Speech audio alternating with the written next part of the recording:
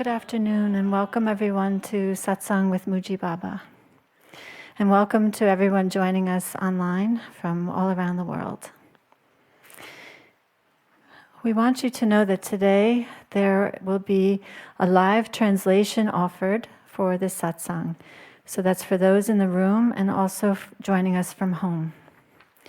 The languages are Portuguese, French, Italian, Russian, Spanish, and Romanian. So if you're joining live from home, you're going to see a collection of flags, and you can click on the flag to hear that this satsang translated in your language.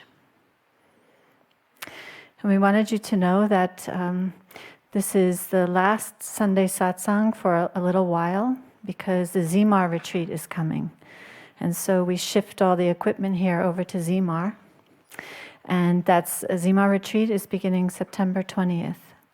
The next Sunday satsang will be here on October 1st and then October 8th.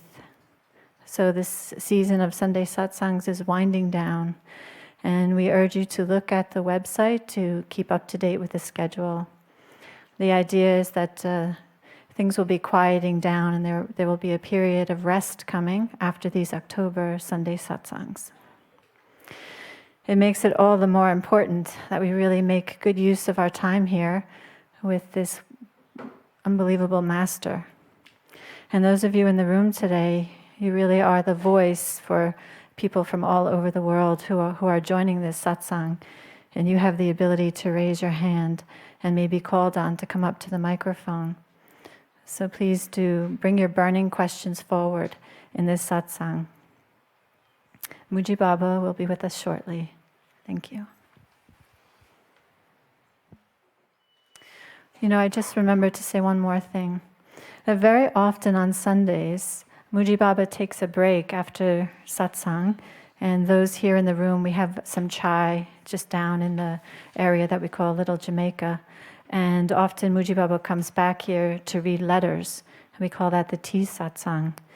So very often that does happen, and if for any reason we don't have it, for example, if the first satsang just feels complete or runs particularly long or something like that, we'll let you know. But if you don't hear, there will be a break after satsang and Muji Baba will return. Thank you.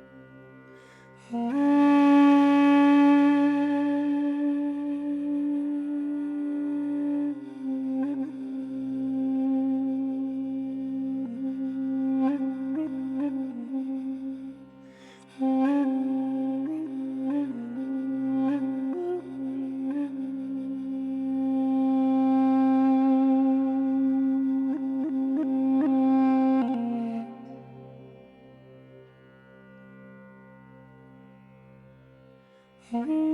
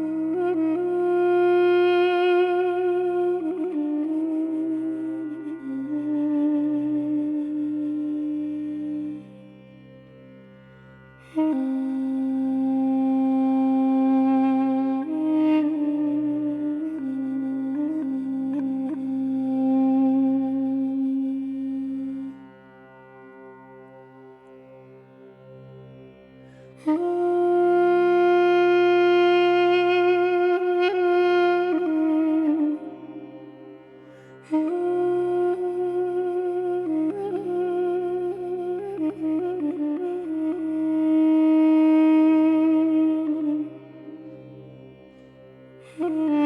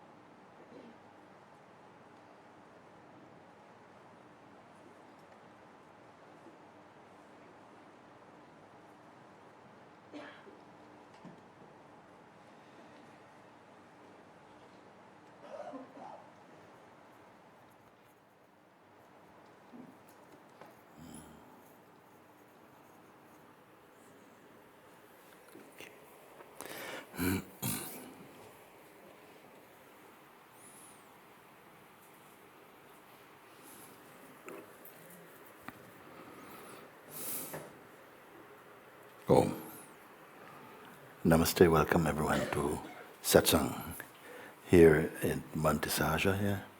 And big welcome to all those who are joining us also via broadcasting today. So, welcome, welcome, welcome, Satsang. So, I see that each week, many new faces come. And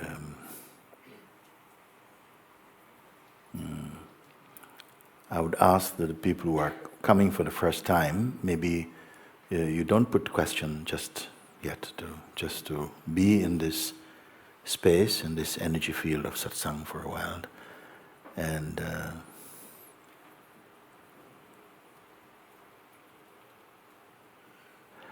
I wanted to find out how, if everyone here is familiar with the invitation that has been the main focus of our attention Everybody is familiar with it, I've been watching, and so mostly I'm open to questions that arise from those who are following the invitation to freedom.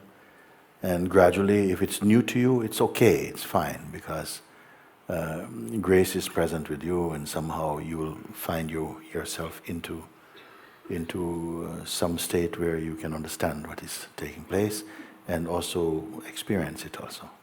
So, thank you. Okay. Can I see you for a minute? Yes.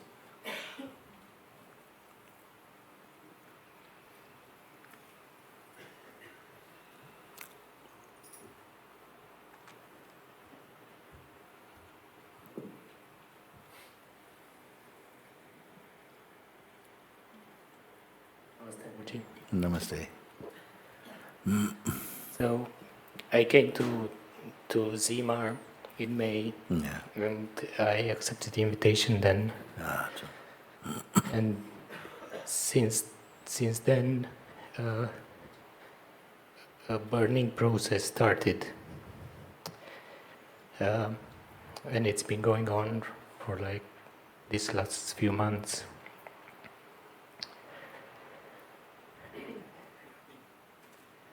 What I feel is big parts of my ego have disappeared, but still the ego is there. Just losing weight. Yeah, just Big part disappear, still it's there, no? Do you understand what is happening with you, this burning process that you speak about? Do you see that are you happy for it, or? Yeah, I'm very happy. Yes. Yeah, and pretty much all the big problems in my life have disappeared. I don't feel I have problems anymore somehow.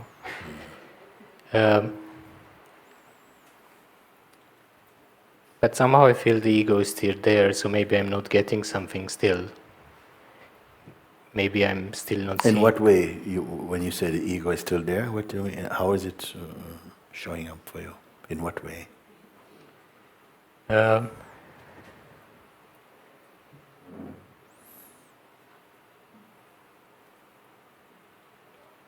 Why you say that? Usually issues around competition and stuff like that. Competitiveness? Yeah. Yes. But just in general, I feel I'm now at the point where this burning process has become stale a little bit, and I'm not doing it. It's not me who's doing it, but the burning process becomes stale. So you're not burning anymore. The sense of burning is not strong anymore. No. Okay. Because what I said before, everyone is welcome into this fire. Step into this fire of self-discovery. And don't be afraid, this fire will not burn you. It will burn only what you are not, isn't it? And you yourself say, a lot of my troubles are fall away, much. But still, the ego is still there. Then I ask you, in what way is it there? You say, well, it comes to the surface around competitiveness. You see? So these things, at least it is revealing that there's something, it's hiding somewhere. No? And you are to look toward this competitiveness, because that is the area where you're still being very personal in life. Because when you say most of your troubles have gone, it means that the areas where you were strongly identified personally, those have changed. The personal involvement, the sense of the person is not there anywhere. But where it is still there is around competitiveness. Something wants to compete, it wants to be better, wants to be better than or something, and it must be causing you some trouble. It must be causing some trouble, otherwise you wouldn't say it is still there, the ego, because you like the ego? No. So why you mention he's still there is because you don't want him to be there, and he's still there. Why is he still there? In the form of a very competitive personality or something. And that is not pleasant for you now, you see. So in spite of not wanting to be competitive, you see, because you cannot relax when you have to compete, when somebody might be better at something than you, and and then you're not at peace. So you're wise enough to see that. You're saying, I don't want to be like this, but it's not going away. Ego feeling is still strong there. So how to proceed from this now? How to move from this? You also say, you were not doing anything. It wasn't that you were doing something. It was changing by grace. Okay. Yeah, I would say the only thing I felt I was doing was just self-inquiry, just putting the question. Okay. In this area, I feel the question is just stale, just doesn't go anywhere. It's just. Well, how do you put the question? How did it work before? Because if you say in competitiveness, the ego is still there, it's not moving. It's not moving. You put the same question in self-inquiry question, like, something is very competitive. There's a competitive instinct, there's a competitive drive here. Who is it who is so competitive, What is it, Who is the one who's so competitive? Let's see if it can be identified. And you use the feeling of competitiveness, the memory and the feeling of competitiveness, and you start to look at it. You hold the feeling of this competitiveness and see if you can identify the actual one who is competitive. I know if you're not used to this question, maybe it feels like, wow, that is really strange. But as soon as you begin to break through the taboo or the resistance to look further, because nobody in life asks you this type of question. No one in life asks you this kind of question. Your parents will not do it. Your friends will not do it. At work, nobody will do it. Nobody knows about it. As far as we are concerned, we are the person they see in front of us. Which means, what is a person after all? This body and the belief I am this body is there, and the conditioning, the environment you grew up in, helps to shape the identity you think is you. And everybody carries some identity, but it's not true. It keeps changing. It keeps changing.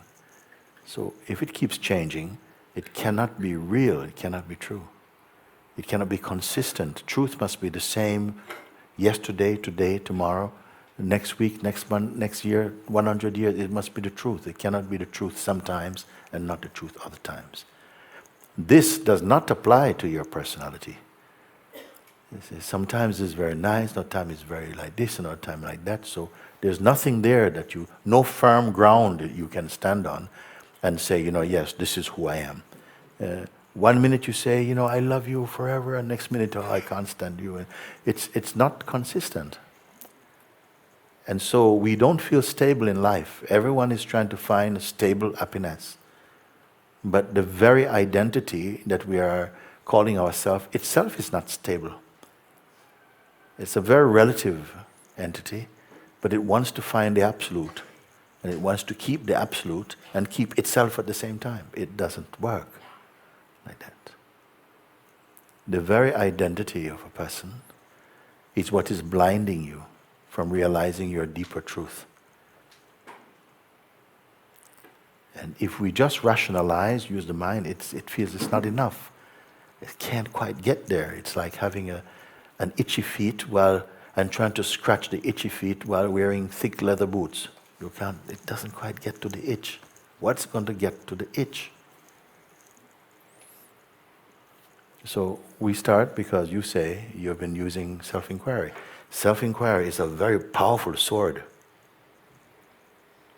No one escaped from him. His sword is sharper than a samurai's sword. And swifter also. So how your little ego can escape him, I don't know. So this is why I want to ask you, how are you doing this then? This thing, you say, even the inquiry is not working. inquiry is not one. I said, well, let me see how you do your inquiry. You see? This feeling, you say, okay, let's start. I will show you how. Because whatever the feeling, whatever it is that is troubling you, can only be troubling you if you are personal. It's worth hearing it again, what I just said to you. You know, all troubles, all problems are personal based. They are person based, meaning that as long as you take yourself personally, they will be active, it will be powerful for you, it will be effective against you.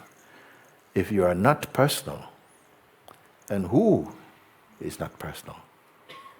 And is it possible to be impersonal? Yes. Because that is the truth of you. You are more the impersonal than the personal. But through habit, culture, and the lack of available good guidance, we all accept that we are our personalities, and it's the personality that is having all this trouble. You see? So you say it's not going away. That here is the place. In other places you have dislodged him. He's gone. But here he's not going. Usually, when it worked, I had this feeling of relief afterwards, or Yes. of some energy kind of going out, or something Yes. like that. That's how I saw it worked, and also then I saw it in other interactions with people. Or How did you recognize that it's the competitive one is still there? How did he show up? okay. It's just these are the random thoughts that come to me now. So Yes. For instance, let me push it a bit. Why you say the competitive one? Because what? Just give an example. well, now because now all my life is about this. Yes. Is now competitiveness is about this. So I have thoughts about. So you want to be the best awakened being there is. You want to be the greatest emptiness.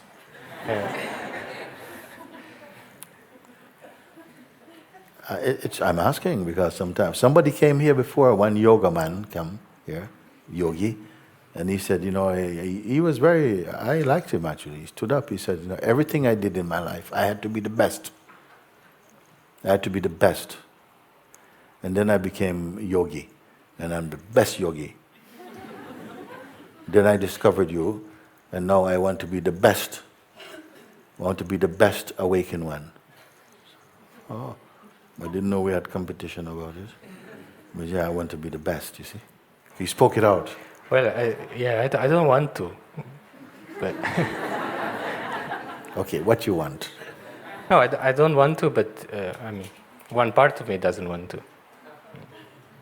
Yes. Yeah. But what you're speaking is quite, is nothing to be so embarrassed about. Everyone carries something, carries the seed of this duality in them. Everyone. It doesn't just pop and everything is gone forever. You see? It can seem to have gone. And quite a number of people, they are surprised. They say, oh my God, I thought I'd overcome that already, and it's coming back. So, it is not necessary, and I would avoid to say things like, okay, I'd avoid to say yes, now I've finished with that, now I've transcended that, now I'm free. No, don't say anything. Just watch and stay empty of it. That is the best advice I can give. You see? So I'm still back with this thing with you. You use the term competitiveness. Someone else may say something else, the fear of rejection or something, or jealousy or greed or something like that. So you mentioned, okay, in this form, it comes up like competitiveness. I have to be the first or to be better or like this. No? So you're noticing that. And why we would feel badly about it is if we are strongly identified with it. Then you feel you're ashamed around it, you see. But the one who is even ashamed of it is connected with the competitiveness. There is more space around that. then it's appearing. Maybe you're thinking it's me, I just feel I'm the one who is very competitive and I want to change and so on. But both the competitiveness and the competitor are phenomenal, which means they're both perceivable. Maybe most people can say, yes, I can see the competitiveness. I can see it comes up in my feeling. But the competitor, I took that to be me. Can the competitor also be a feeling coming up? I'm asking. Yes. If it is a feeling, merely a feeling, it cannot be the weakness of the feeling. If both the competitiveness and the competitor can be seen through the same lens, who is behind the lens? Is that competing with anything? No. But you must confirm this, so it doesn't become an answer from your head. It becomes a truth that you're seeing inside your heart. Because the mind itself will give the answer. The mind itself will say, yeah, no, I am the one looking at it. Okay? And then you feel, good. Yes, I am looking at it. Then you say, actually, it's funny because I don't feel any difference when I say that. You may say, although it seems that I give the right answer, but I don't feel any different. I still feel that it's the right answer, but it's coming from the wrong one.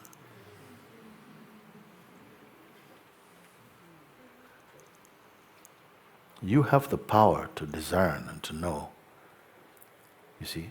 Because when it is true, and it rings true, and something like the rest of the other things you say, when they were leaving, I saw them go, they go. There was a change in atmosphere, there was a change in the climate of my spirit. It felt more light. I felt free and set free. But here, maybe something seems to know the answer, but I'm saying, no, you must not just know the answer, you must be the answer also. Who gets it? Yes. So like this. So when you say it's not working, I say, how can it not work? Have you ever gone and looked in the mirror and you don't see yourself? Have you ever been to the mirror and the mirror says, look, I'm too busy right now, just, just have such a strong day reflecting, I need a break from it. No, anytime you go in front of the mirror, you will see the reflection of your face. It will not tell you, wait. Wait. You see? In the same way, each time you look through the mirror of inquiry, it should reveal, no? It will reveal, it has revealed the truth, but maybe it's the mind that is even saying, I don't get it. Could it be like that? That even the mind is still there, saying, yeah, but I don't feel anything. Are you powerful enough to catch the mind even in its subtlest and most cunning play? Because if you don't catch him, who is going to catch him, you see? Could it be the mind that's saying, but I just don't get it, I still feel the same. And you say, but wait a second, but who is saying even that? Is it the isness? Is it your real self that is saying, I just don't feel any different? Does your real self have a problem with competitiveness? No. So these things, you have so much assistance, so much help to expose what is not true. Maybe it is the mind itself that is saying, I'm doing the inquiry, but I'm not feeling anything. And you, the consciousness, is imagining that it is you who are not feeling anything. Self-inquiry is bringing you back to your own truth. And when something is genuinely seen to be not true, you see, then the trouble is gone. It's out. It's finished. So, is it important to continue with the self-inquiry? Oh, yes. Or no? What I'm saying is, sometimes it feels like the self-inquiry is also noise The produced self-inquiry is also noise produced by the mind. Who said that? Just thought activity. Who is saying that? Would the self be saying that? Would the real self be saying, look, self-inquiry is just a kind of noise now? Would the real be saying, would it be complaining? Self-inquiry. Would the samurai start to abuse his own sword? He say, oh, my sword is no good. And the sword of inquiry is greater than the sword of a samurai, I told you. He appreciates it. He appreciates it. He sleeps under his pillow, he has his sword. If you say self-inquiry now, it's noise. Only can be noise if you're doing it only mentally. I think maybe in this area is mental, actually. Yes. And you know why it would be mental? Because this particular, what you call it now, this particular, we call vasana, or this particular tendency has been maybe strong for you for a long time. And it just tries to go more deeply, to put its root, So it's not so easy to come out. No? It feels like this. Yeah. But now that you realize the isness, nothing can hide behind the isness. You see? Its light shines in every direction. Outside, inside, above. Everywhere. Nothing can escape him, you see. I'm very happy for that. Because where can this enemy hide? It's like hiding behind a sheet of glass. Where can it hide? You see? So, I suspect it is the same one who is saying, I just don't get it. I can't move on from the inquiry. I feel stuck with the inquiry. So I say, look, you must look, from where can this answer come? Either it comes just from the body is saying, I'm stuck, I can't go further. So it cannot be the body. Or is it the pure self, the truth, the God self within you, who is saying, I'm stuck with this problem? You know it cannot be that. Then who is saying this thing? You may say the mind. But can mind live by itself? Can this kind of personal, psychological mind exist by itself? It can only exist in a relationship. Meaning that you, the true self, has become attached to your self-portrait as a person. And so it is then the mind can begin to speak to your self-portrait. It cannot intimidate, it cannot threaten your true self. It's so far beyond. Your true self is so out of reach for the ego mind. So it must be. I see that. Yeah, so it must be that there is still some personal noise, person sense, mixed with consciousness, of course. Because even the strongest ego is still a mix of consciousness and delusion. But on this point, it still feels like sometimes, especially when I'm around Sahaja, for example, you can just be silent without any thought. Yes. So then sometimes there's this decision of, when you have a thought, just turn away from it or start the inquiry. It feels like turning away would just be keeping the silence, which is better sometimes. When you make inquiry, you are preserving your silence. You're protecting it. You're honoring it. Because you're getting rid of that which intrude upon your silence. If a thought is intruding upon silence, is disturbing your silence, then you must look at what kind of thought can do that.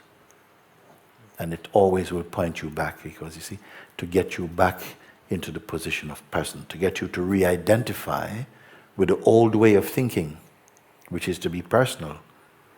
And all the troubles in life come through the person.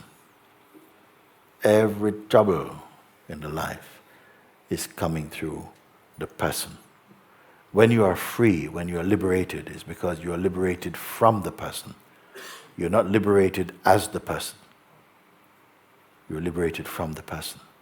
But we believe so strongly and are so strongly identified with personhood that it feels like something starts to, like a reflex. You try to protect it because you believe that these weaknesses are yours. But the weaknesses are only the weaknesses of your self-portrait, of your self-image, of the idea you have of yourself at that given moment.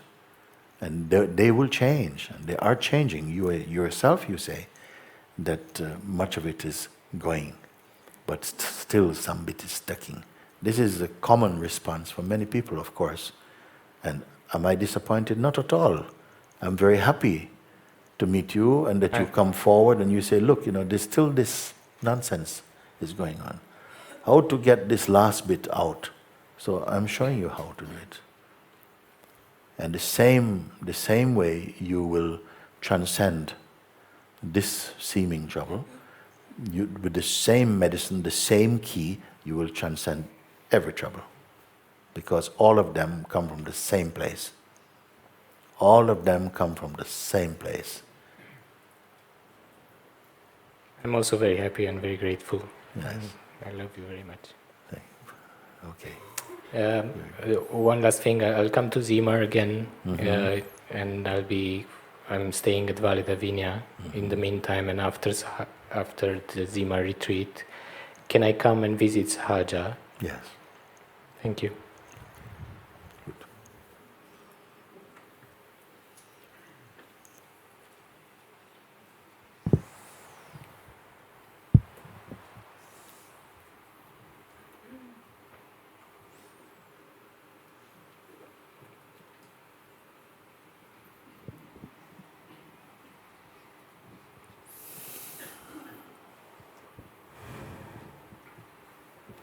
Hello, Father. Hi. Hello.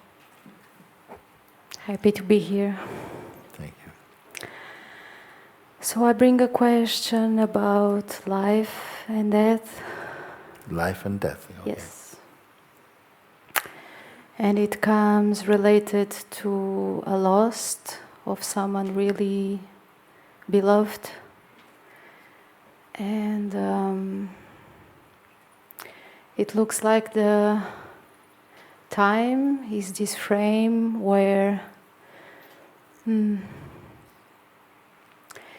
it seems that the inquiry brings into the organized mind that tries to explain that everything is okay and is in the right direction, and it's like this.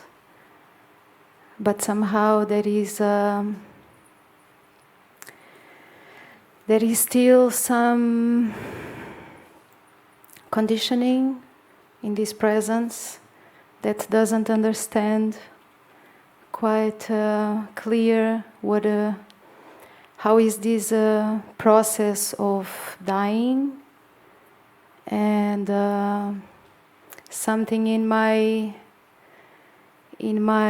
being still is attached to the past, to something that it was not said, it was not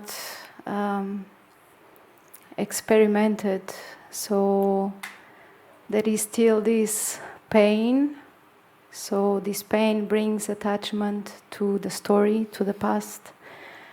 that the mind tries to explain and to accept that the process is like this.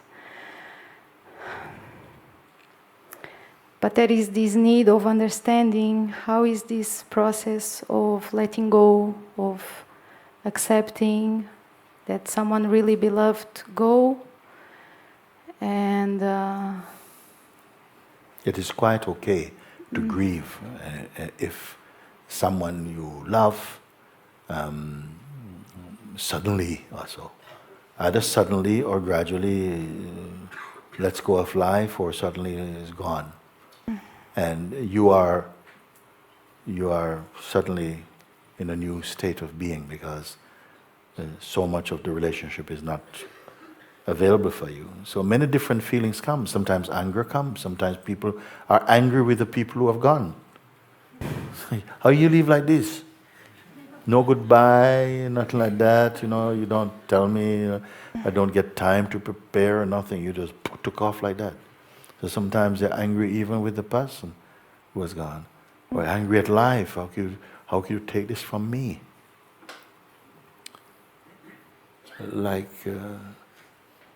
This is why for many people who are coming to satsang, I say something that perhaps you don't hear so often. I advise them,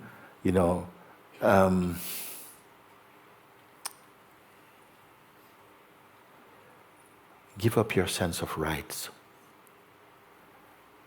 or the feeling, the sense of entitlement, that simply because you exist, you're entitled to all these things. You're just entitled to be happy. You're entitled to a job. You're entitled to these things. Because it breeds a lot of arrogance and pride. But more, just without this feeling of entitlement, you feel much more in harmony with life. You appreciate the things that you have already shared. Who says how much more there is to share? Nobody. Who tells you and promises you for about next week or tomorrow? Which genuine life tells you, next week you come and see me, unless it's the voice of God or something? So we don't know. And in fact, we can use experiences like this, which are so intense for us, to wake up to a deeper understanding about life, in fact. It's already helping you to see that life can be momentary.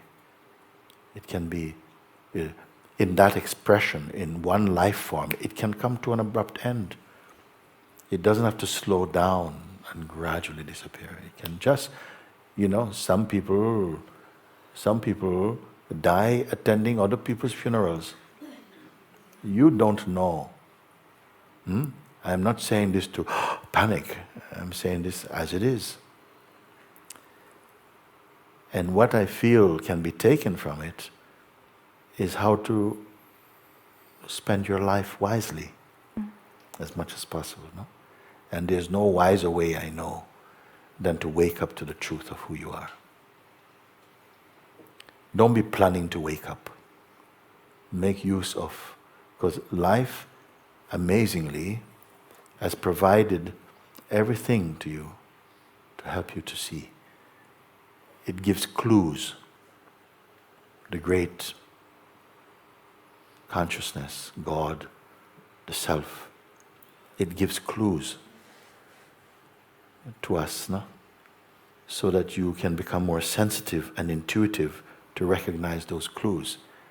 And each time you find them, you become much more mature, much more sensitive, much more appreciative, much more wise to life, Some people wanted the life to come and to peel your banana for you, chew it for you, and you just get to swallow, No. And this is why I say, God gives you bread. Don't ask for toast. You make toast. Like this. It gives you some things that you're not entitled to necessarily in the way that the mind may think, but brings a lot of things that you could be grateful for. We can all be grateful for, but we are not so grateful. because maybe it's not the thing your mind wants. So we learn, and many things later in life we start to be grateful for them, that, wow, now I'm seeing this, how fortunate my life has been. I've received so much. You see, this one has been brought into your life, and to introduce you to love, and to push you to be more tolerant and to more understanding and so on. And then maybe unexpectedly they're gone. Time to reflect a little bit. Am I left as an incompleteness, or am I still the complete one? Am I looking for someone else to complete me, or am I the completeness itself, dreaming incompleteness? So all these things, I feel that you're in the most beautiful place, because satsang helps you to wake up to the deep truth of yourself, and you can experience all the things in life like that. I was in India in 1994 at Ramana Ashram. I suddenly had the feeling I must go back to Lucknow to sit at my master's feet. But I didn't work it out in my head. It was just a feeling. As many times, this is how I've moved, And I went back to Lucknow, and for the first time in all the times in India, that the life was nothing was flowing. And then one day, I went to satsang, and at the end of satsang, Master would go to a small room. He leaves the hall, go into a small room before leaving the premises. I've never been there, to this room. After satsang, chalo, I'm gone. But this day I found myself at the Master's door, knocking. Pop, pop, pop. I said, oh, what am I knocking here? I don't know what I'm going to say, I don't know. But something is compelled to do. Knocking, the door opens, someone says, yes. I said, I need to see Papaji. Even the words I didn't plan. Really? Papaji? Oh, one moment. Come back. Papaji, come. I go in the room. I fell straight at his feet. And I said to him, Father, whatever is going to happen, can I leave it at your feet? And he says, yes. And I sat in this room for just a few minutes, and then we left. And outside, in those days, 1993, Lucknow, India, we had no emails like we do now. It was something called fax. And there was a board, and everybody who received fax, they put your name on it. And I saw my name, Tony Mu Young, and okay. I went, and I just felt, like I'm moving in a play that's already written, because I have not planned any of this. I took this thing, I opened, it said, please, contact us immediately. It was my friend in London. I went to the phone, I knew it was something strong, because she would not send me mail like this. I opened, I rang up. In that moment, I'm prepared for any news at all, because I don't know. I have many people who I love, many people whom I know, and I was prepared. Anything is going to happen here. And then I'm told, it's Jason, my son. He says, I'm sorry, he fell away. And I was with the phone in my hand like this. Watching myself listen to it.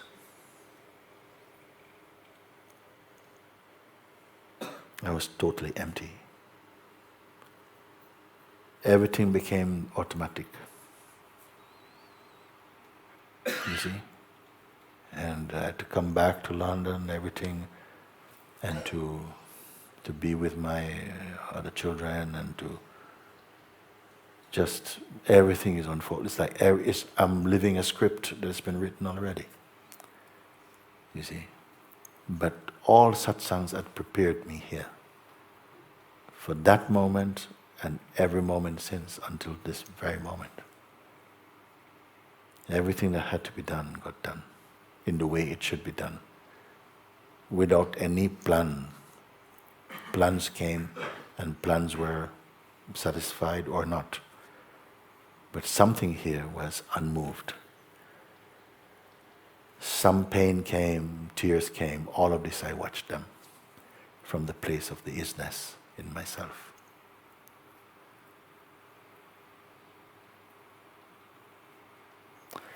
Because somehow this identity of a person was not strong inside me anymore. Yes, of course I knew this is my son, this is my other son, this is my daughter, you know. These are my friends, all of these things. But it was not so intensely intimate anymore. Now you may feel, wow, I don't know if I want to feel like that. I love being intimate. But I came to discover a term inside myself which I call impersonal intimacy. It means that I know I have love for you, I feel tremendous love, but it's not tied up in any story or expectations or compromise or neediness. You see? And it's not about pride, it's not like I'm having this attitude. It is just, it came with a deeper seeing. It happened automatically. So in moments like this, you may have an intense period of shock. It's like you're skinless for a bit. And life goes on automatically. And it may take a while for you to settle down. But even in these moments, something is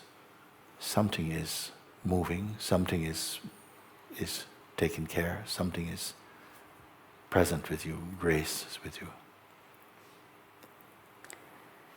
I also feel that there are some conditionings in my life, in my presence now, that come from the past, that somehow I still feel attached to him because Yes.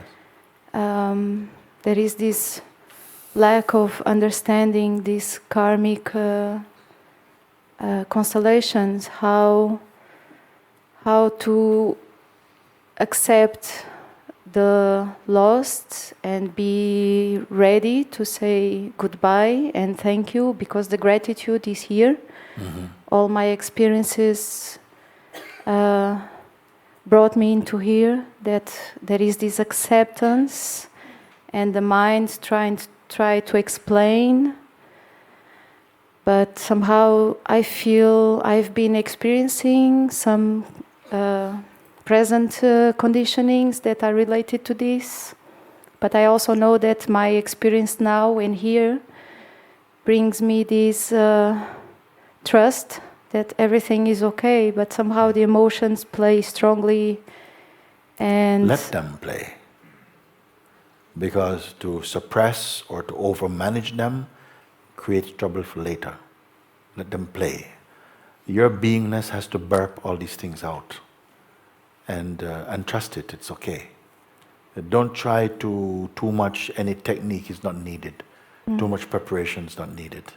Sometimes is it times like this that you come to discover that the universe, that life takes care of life also.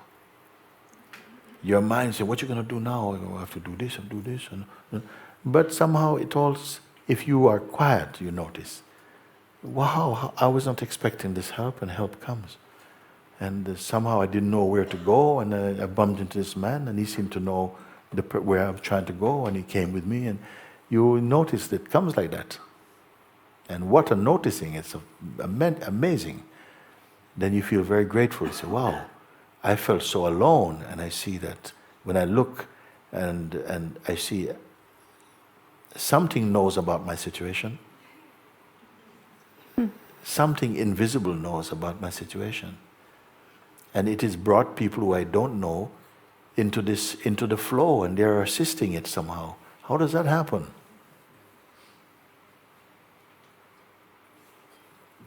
He knows.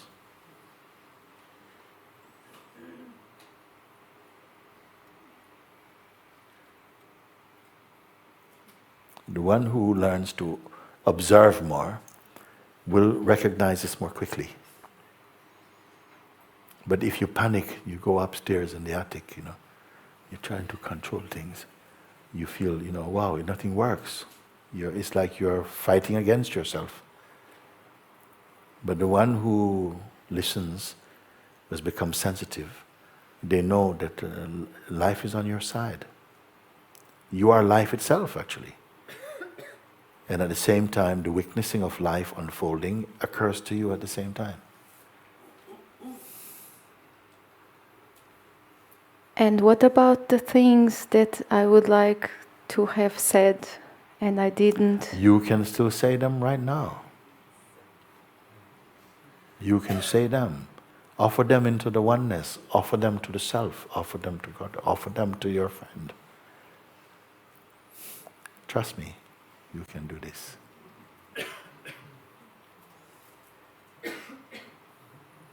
Sometimes you can say the things you want to say now that better than before.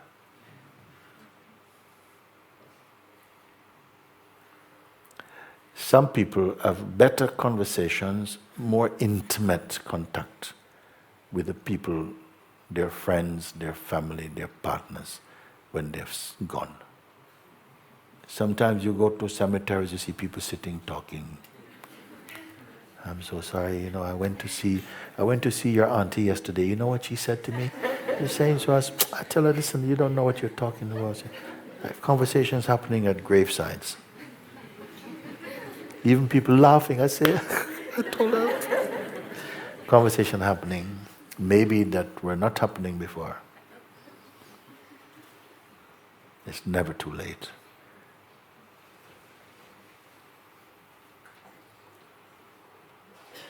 More and more people here, when they've spent time, they have to leave, they'll tell you, I'm leaving but not leaving. And we understand, no? What it means. Body's going somewhere else, but in my heart there's no separation from you. And we know that. It's not just some kind of, little pink fantasy or something. We live it.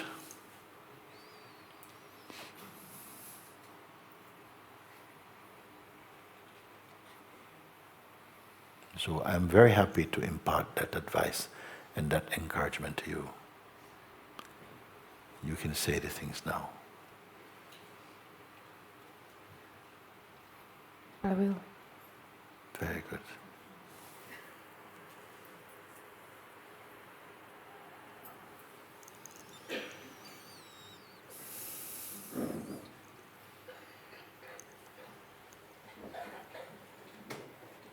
Can I see you there for 1 minute? Yeah.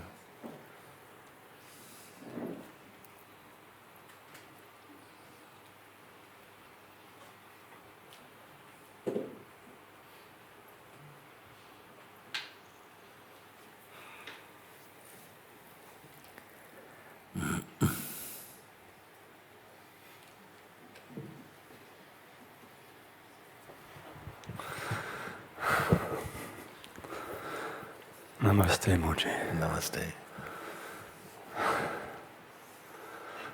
I'm here.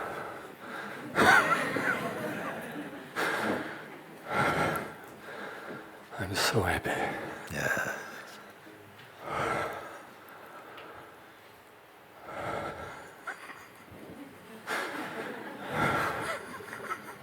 How often you hear a human being saying, I'm here and I'm happy. Just happy. And not necessarily because there's any story. I'm happiness itself. Not that I have to be happy about. Yes, we can be happy about. But the happiness about usually have a duration. But the happiness that you are can be unchanging.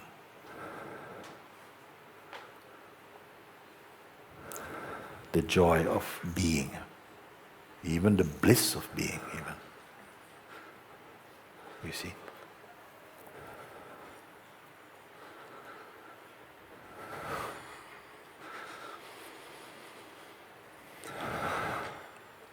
So where is the boundary of it?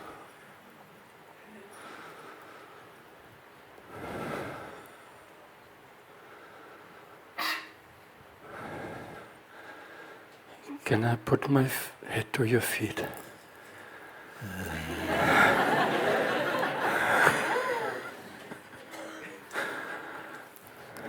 Yes.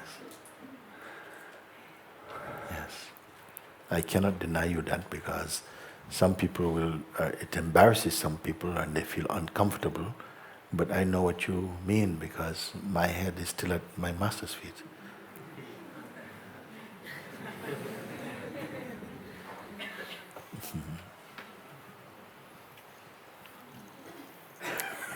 Very good. Come.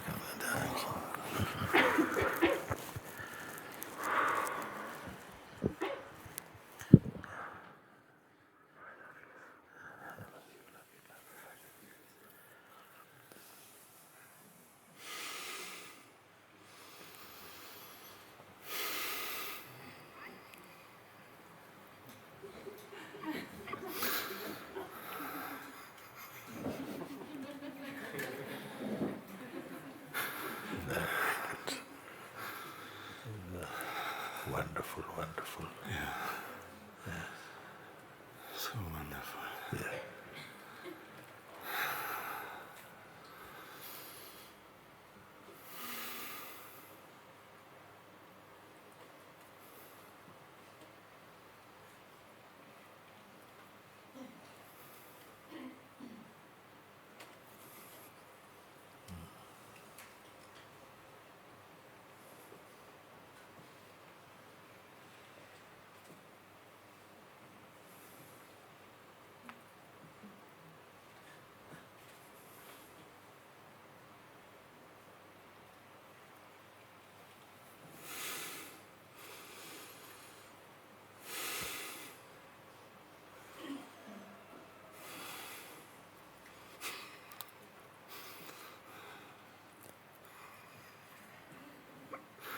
Thank you.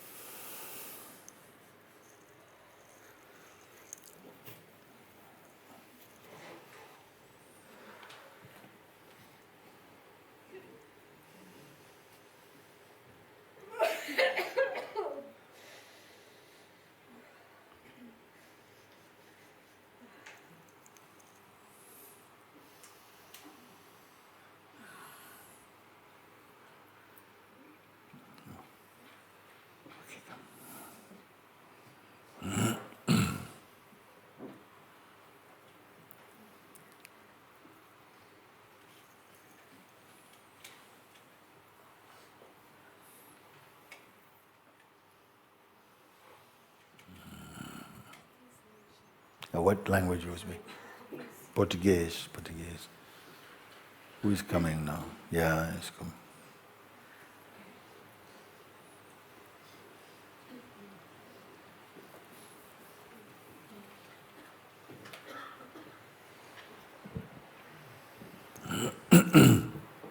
Amado Monte, muito Amado. obrigada Querido por Monte, estar muito obrigado. aqui.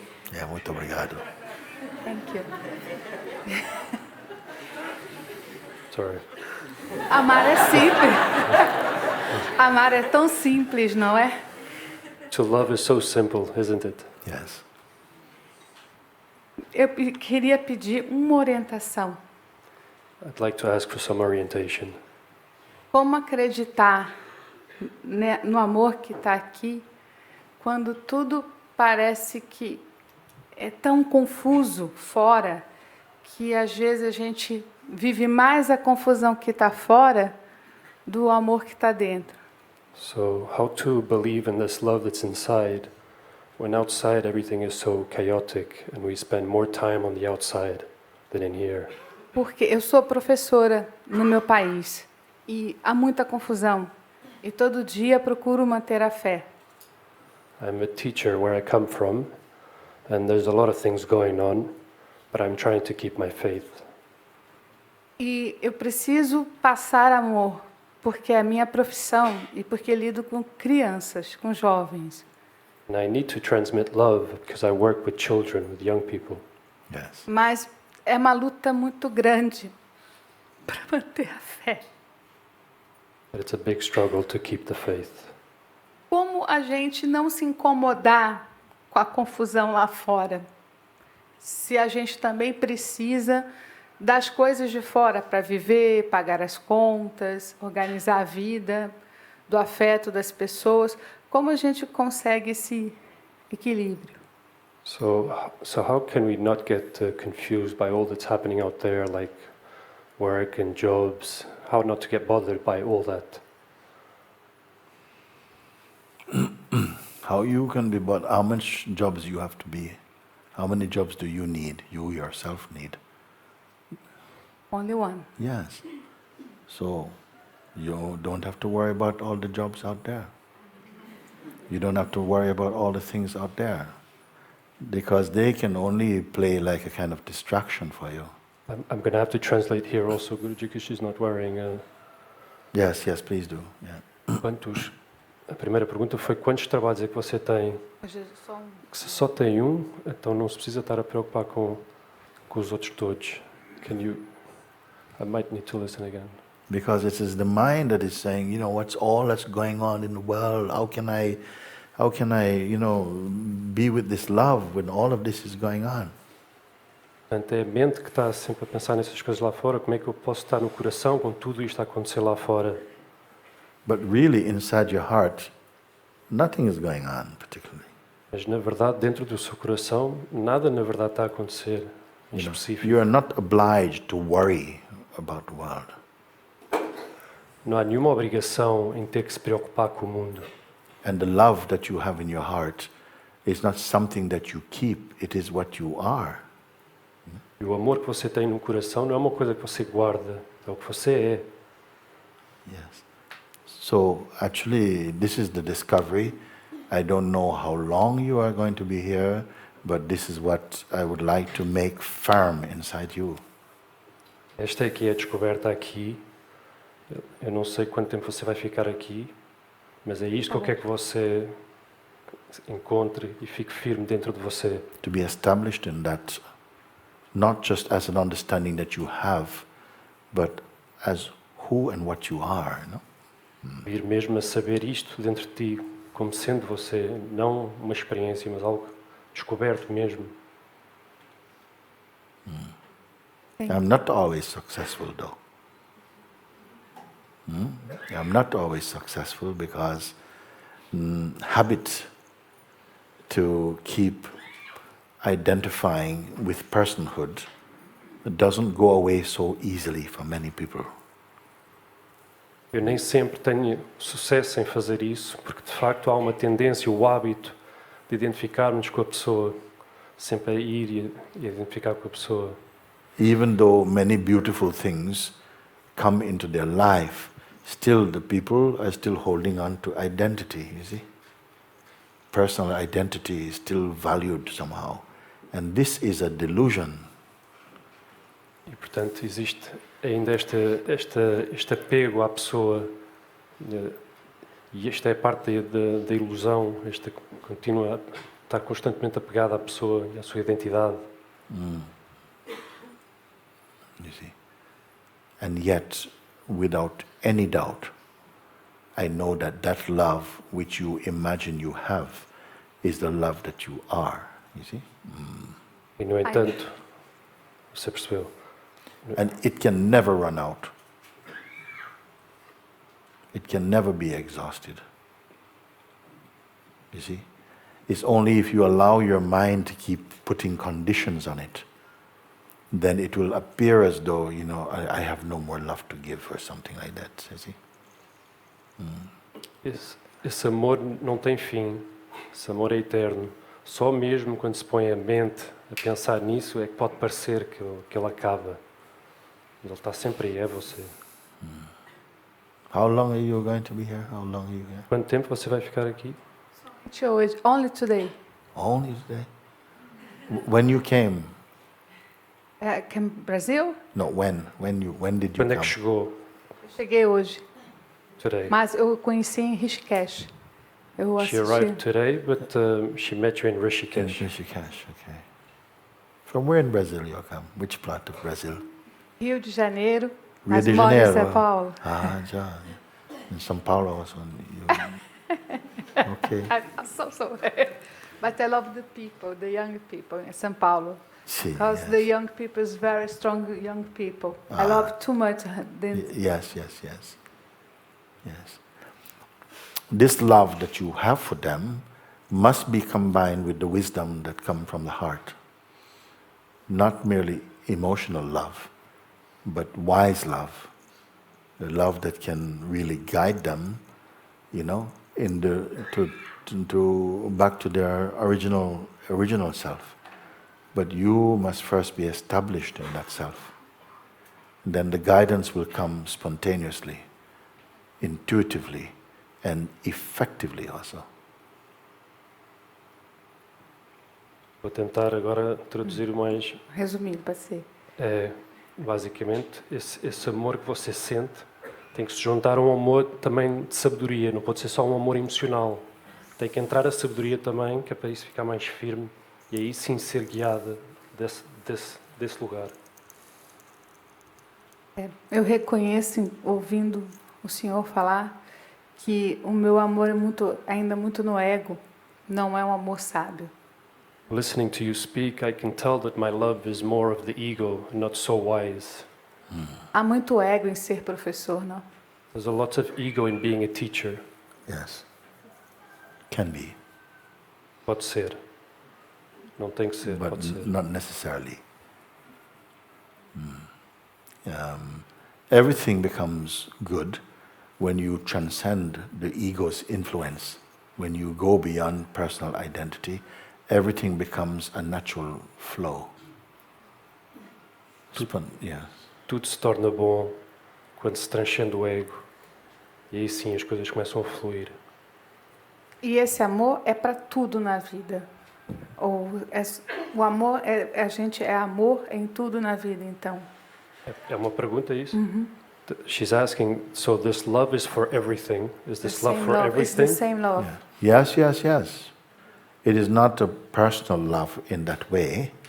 The person can bathe in that love, but the love itself is not just limited to personal love. Sim, o amor não é pessoal.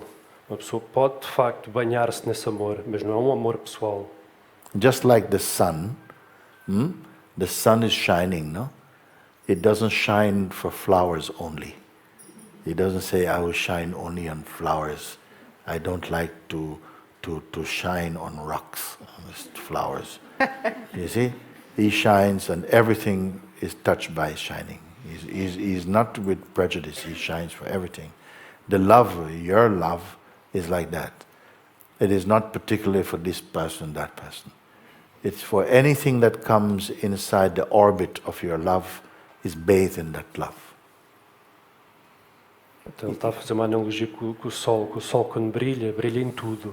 Não escolhe, não diz, vou só brilhar nas flores, mas não nas pedras. Portanto, tudo o que entra na sua órbita é amado. Gratidão. Thank you. Thank you. Posso dar um Oh, abraço? okay, come on.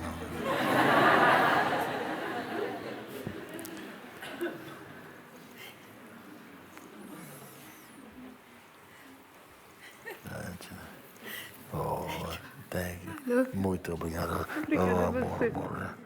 Tchau. Thank you. Wonderful.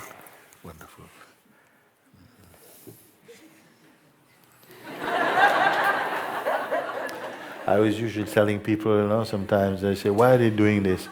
I say, they lost their contact lens and Thank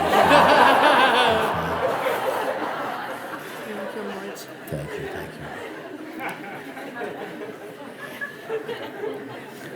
Maybe one time you can spend a bit more time when you come. See? Sim, eu vou me organizar. Okay. I love you. I'm prepared to be here more See. time. Ah, Thank you. thank you. I love you. I love it.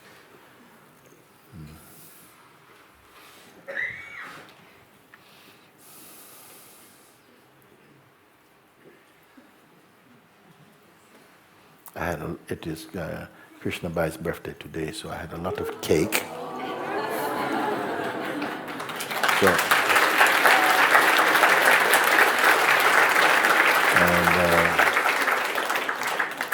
It makes me a little sleepy.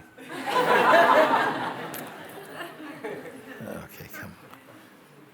Okay, you come in.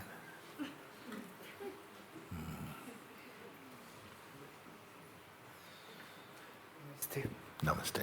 I met you in Rishikesh in February. In February, I spoke with you about my fears, my doubts, and you pointed me to sing mantras. Shri Ram, Jai Ram, Jai Jai Ram. Also, I was with a friend. He told me, it's not enough to listen Muji's pointing. You must put in practice in your life. yes. I did all of that. And now,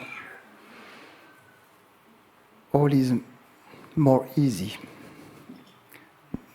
I can transcend my doubts, experiencing and feel very light, very happy. So, thank you. Thank you. Very good.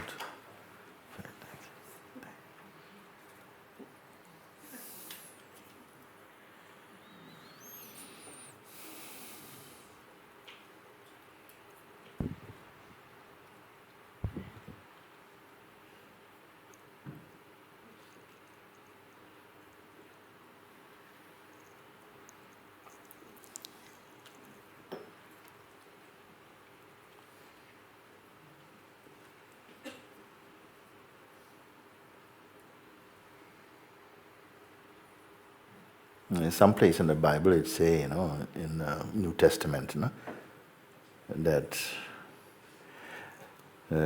Jesus had said, not everyone who say, Lord, Lord, oh Lord, will enter the kingdom of heaven. Only those, not the ones who just say, Lord, Lord, but the one who does the will of the Father. And they ask, but what is the will of the Father? They say, to accept and to listen to the one He has sent. Who is the one He has sent? Because it simply means, you cannot come of your own accord and say, yes, I am doing this and do. It will not last. You cannot come to do your will and say you're doing the will of God. Even one should not think I'm doing the will of God. But you must become so sensitive and so willing to offer up your own life. God is not apart from you. God is our essential self. God is not outside only. He's there also, but He must be here also. And you must first discover God here, or eventually. But you will see, it is not even intimate, because intimate only means very close. He's not close. He's more here than you. You see? So somehow, when this becomes your life, you don't know how. Just you continue to feel the energy of grace and the emerging gratitude that happens in your heart, because your life is becoming lighter and more open, more joyful and more wise and more less afraid, you naturally want to give up anything that stands in the way of the fullness of that manifestation. It is a natural process, you see. And in doing that, you see that often, and the thing that most seem to stand in the way is our own ego.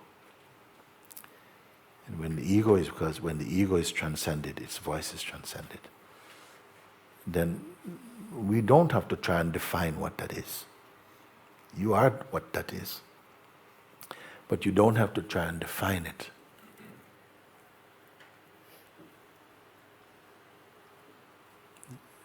You're almost without labels, without tags.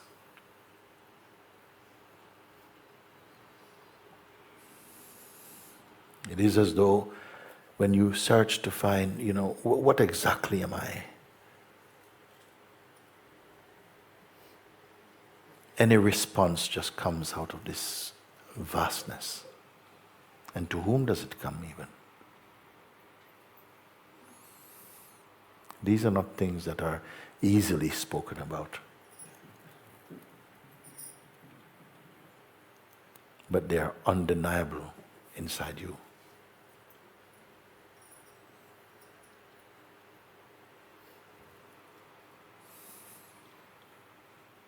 Okay.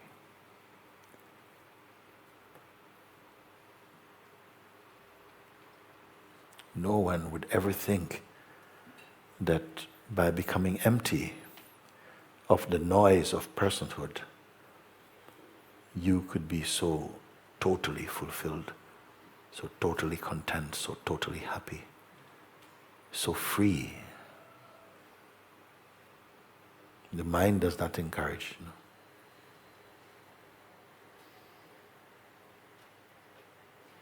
But as you make that discovery, you see, there's nothing I have to turn myself into. There's nothing I have to become. By itself, something is washed out. And when it is washed out, I don't become what is remained there. I am that. And I've always been that. I'm speaking collective here, collective consciousness. We are that itself. But it must resonate, it must somehow be so clear inside your heart, beyond any doubt. So it's beyond even belief, it becomes actuality. And it's happening by itself also. What is our place then? We must be open to it. Follow the lead, catch the clues. Come home. Okay. Can I see you from that?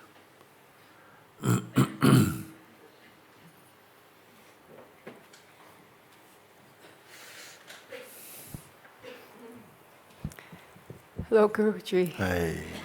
I've been benefiting so much from the inquiry and the invitation. Yes. And I just want to say out loud to you that something's happening in the last couple of days where I can't sleep, and this old thing of being just so scared is happening again. And I know it's part of or at least I want you to help me know that it's just the fight is happening. I don't know how to stop fighting and being scared of what's naturally happening, like you were just saying. Mm-hmm. You be in the place that the invitation has assisted you to come to a certain place of recognition. It empties out into a place, and you experience, yes, finally. Not only does it point you to that place, but when you recognize it, it is you're naturally convinced of it. It's not like, oh, is this it? No, it establishes you through your very understanding and seeing, you're established in that place. Whoa, things can never be the same again. I cannot be looking from the old. It's like I've been looking at the world through a little hole like this. and suddenly that's gone, and everything is here. How can you deny or refute? No doubt is left in you. And yet the mind does not instantly disappear. Keeps coming back to see if you're open for business. And you find that some place is open for business. And what is the business? The business is some kind of identity, like, this thing, I can't sleep or something. Actually, sometimes you may find that such a tremendous impact is taking place in your life, and somehow some things are going to be like this for a while. Don't mind that. Just keep trusting, It's all in the hands of grace. It is okay. Don't worry for every single thing. Sometimes it's just some energies are coming up, you see, and for a while maybe you can't sleep. But that's not anything. If you tell me now, but it's going on for 3 years, I can't sleep. I say, oh, that's a bit unusual. You see? But if for 2 nights... No, well, this has been, this has been happening my whole adult life at different periods of time. I've had to deal with it in different ways, exercise or pranayama or whatever, medicine, all these ways that I think, now it's gone. Who are you speaking as from now? The person, the scared person that... Yes, yeah. so, which is what you are. No. No. Where is it drawing its life from then? You are here now. Many people put their hand up. You put your hand up, you come, I want to hear from you. And you must present yourself from the truest place. And you're speaking, of course, from the place of the person. And I ask you, is that the fact of who you are? And you're saying, no. Then why are we speaking about a person then? It's just you said also that you've been following the invitation. It is tremendously helpful for everybody. You see? It's a language that's common to every human being. That invitation is not a Christian invitation. It's not an Islamic invitation. It's not a Buddhist invitation. It's not a Hindu. It's just the invitation to yourself. And it quickly, in a few short minutes, it reveals something in you. What a wonderful gift it has come to us that we can somehow follow something. It shows you where you are. But then I say, that's the beginning. It's the end and the beginning at the same time. Why? Because you may be searching for the truth all your life. Many people have come here, they say, I've been 30 years, I'm on the search. Then, in a short time, it is revealed in you. My God, I'm the isness itself. I'm that very thing itself. But still, the mind keeps coming because that's been our familiar, what you may say, our culture of thinking. So each time you go back, because like a reflex, the attention habit brings the attention back to the old paradigm, the old way of identifying yourself. And you see how much pain it brings. Look how much pain it brings.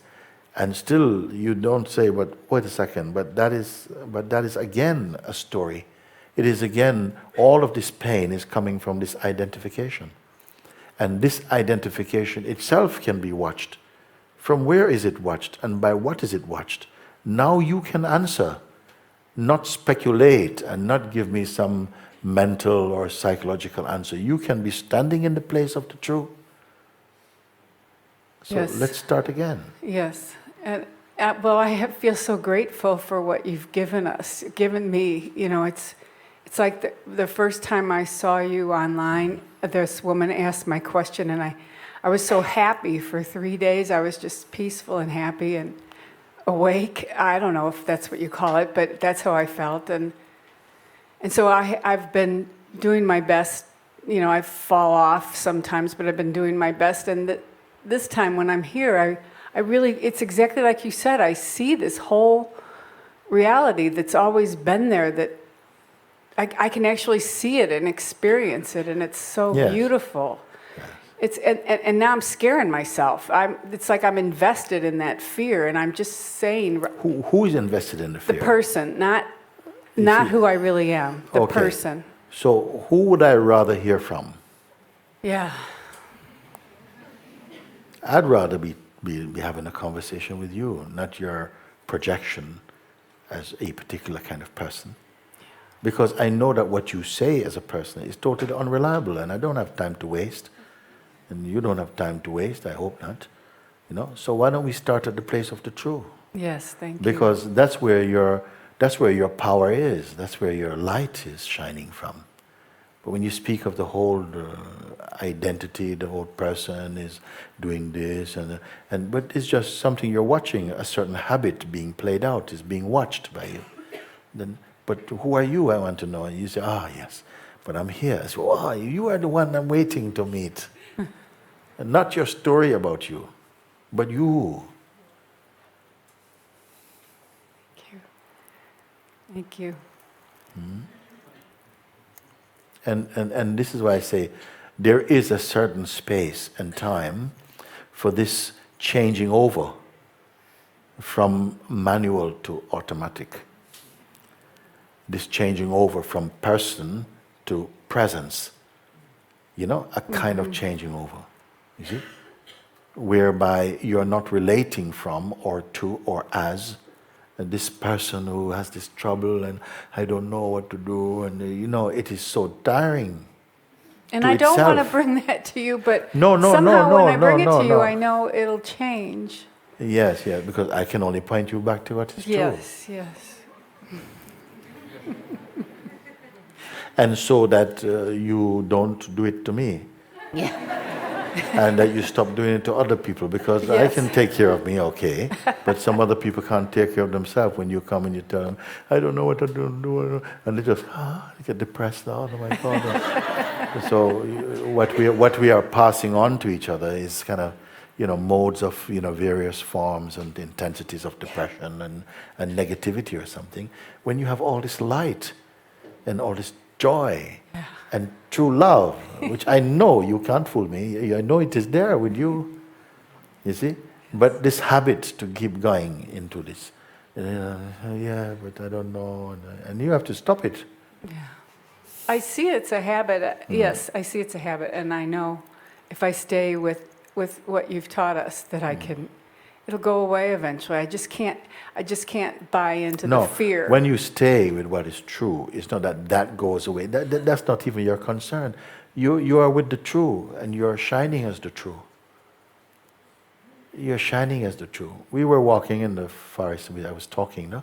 It's like, suppose you're walking on the road in the forest, and you see something shiny, a little something shiny on the ground, and you start to look, and it looks like glass, but it's shining, sparkling, and you start to brush a bit the earth away, and you see it's a diamond. You keep brushing more away, you can't come to the end of it.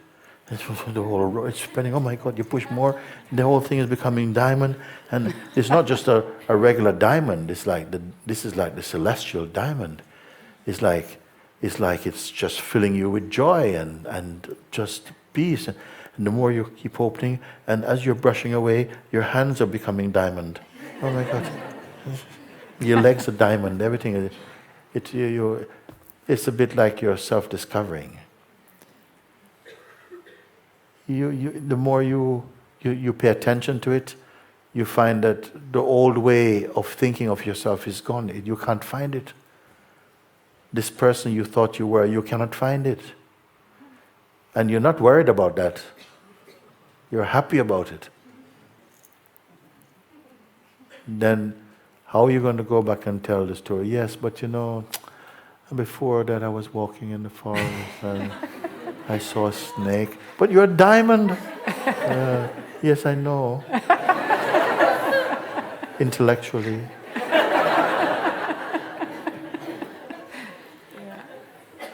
It's understandable for a while that we slip back into old patterns, but then something reminds you. But why you? But this is finished now. yeah, thank you. Hmm? Yes, that's what I need to practice, is that mantra.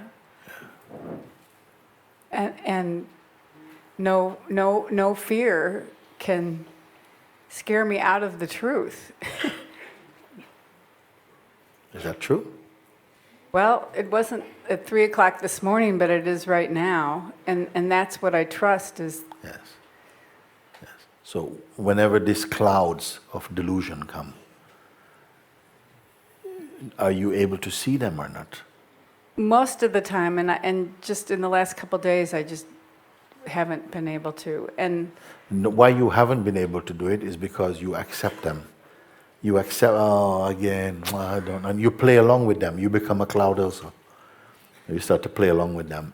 And of course, it covers up that intuitive recognition of your timeless self, because you play along with the cloud. yeah. I'm looking at you because, as I'm speaking with you, because she also, she came and we spoke one time outside, and it was very clear, very light, very easy. I like her. She's something's very wise inside her. No? Then I saw many months pass. I thought she had gone home, and I said, "Oh, she's still here. How are you?" And she said, like this a bit. "What happened to you?" "Oh, something came inside, and I feel really just low, and I find like I can't do it." I said, but you know that's not true." Yes, I know it's not true, but it won't go away. And we talk. I sat with her, blessed, pray, explain everything, and okay, and then like this. Then I heard from that you were still here, and I felt Krishna was saying to me, maybe you should see if she's okay. And so I sent for her from wherever she was. I said, "You come and stay here. I can keep an eye on you. Come to Sahaja." We arranged everything for her to come and to be here. And still I saw you on the road there when Arti was going. I said, "Why are you not in Arti?" Sitting there? "What's the problem?" I said, I give everything to you.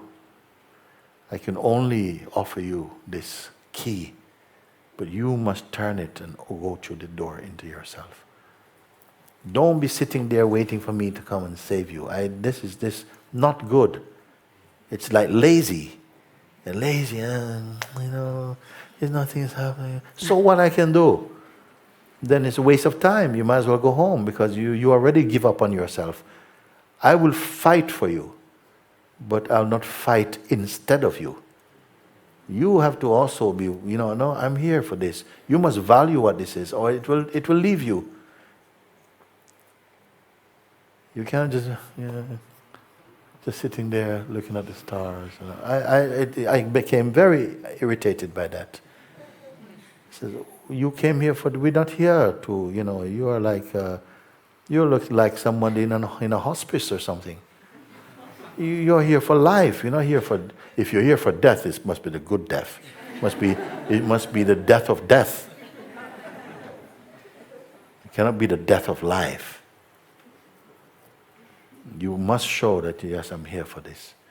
Sometimes we forget a bit, and then someone quickly, "What do you have to? Why are you there?" Thank you. You're back on your feet again. You cannot be there waiting for people to come and lift you and rock you. No, we don't have time for that. You must show that this is your true choice.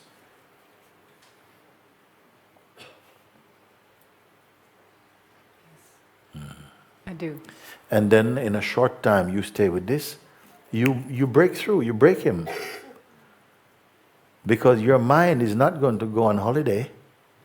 It's not going to say, "Look, I've troubled you so much. I'm going to give you a break." He's not going to do it. You must take the break from him or break him. But simply, this is no violence I'm talking about. I'm saying it, or it's the most beautiful violence. It is standing up for yourself and finding the truth of what you are. Once you find the truth of what you are, you can't be afraid of the lie of what you are not. You have discovered it. And from there on, it becomes easy to sustain, if you want to say. I don't even want the word sustain, because you're not sustaining anything at all. You're only being faithful to what you know is true. That is all. So if someone doesn't choose it, then I say, it's not your time. I don't want to waste time, every day. No, I don't. You can stay beside me, with me, for the rest of your mortal life and beyond if you want. But you have to be fresh.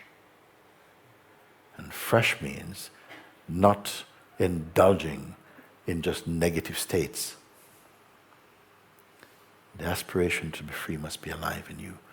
Because when the aspiration for freedom is alive in you, you are alive and you are life itself. But if you're going to be just whinging, I don't know. I mean, who wants to be with you?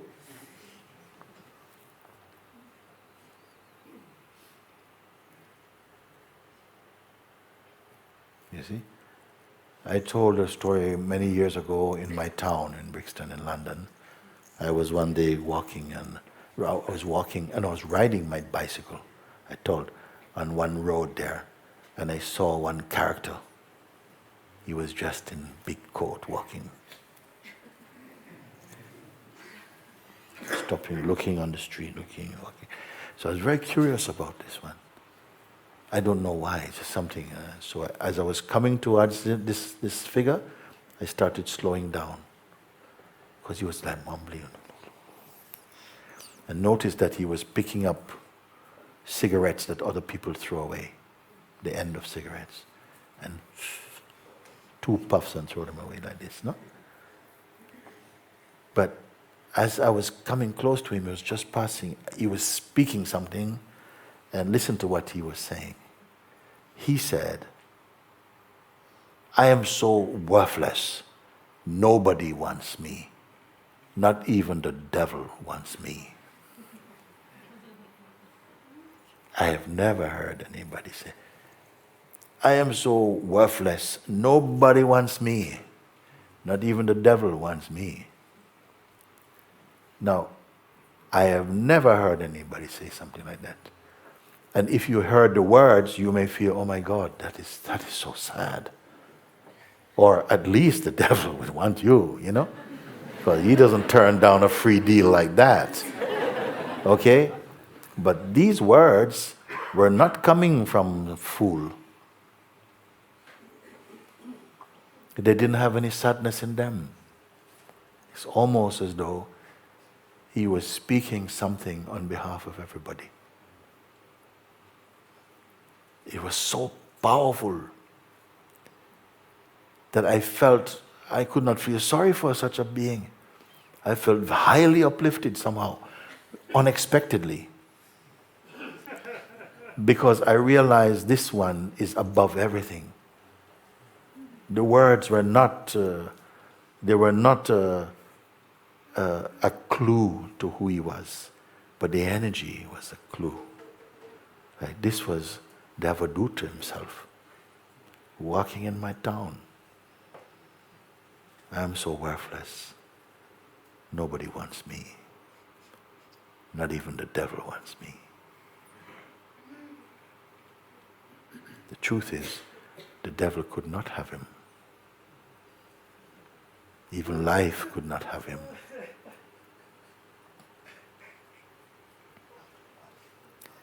And I wonder if we have the discernment in the heart to recognize such a being.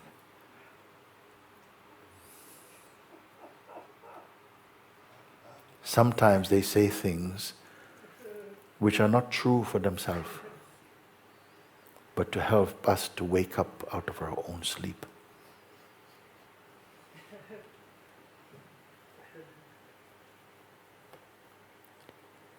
You have to be willing to see the weakness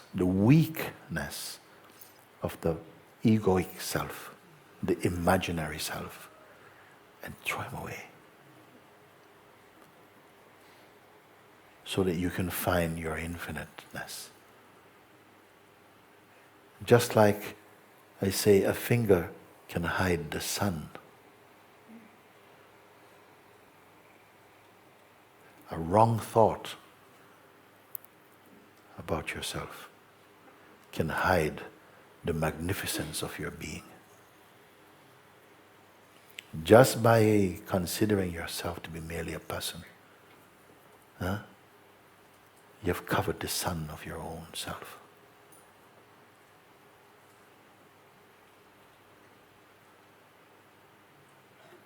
Yeah, it's a habit that I know will thin out because it's already thinned out. But whose habit is it? Is it the isness' habit? No. You need to look like that, Yeah. you see? Because in this very guidance, so much distortions have been taken away from you now. So much nonsense is washed away. Just a few things you have to keep looking. And keep looking. Keep looking. They can't stand it. Just not here and there and no, just keep looking. It's gone. Sometimes I used to say, what is your contemplation? What is my contemplation? You want to see it? It's this.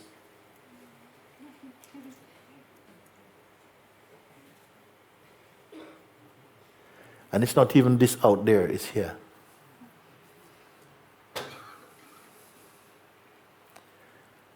And it has washed my whole world. The person it's a poor deal. When we are in a certain state, we cannot evaluate that state. It's only as you're coming out of it. You can say, wow, that was tight. But when you're in it and you accept it, it becomes your universe. But once you begin to look from the place of the isness, you're looking from your universal eyes.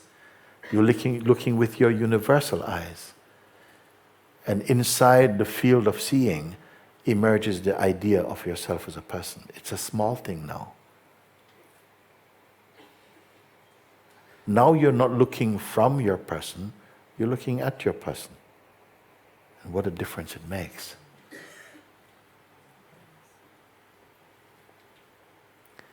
And it seems like it's quite, urgent that you drop this.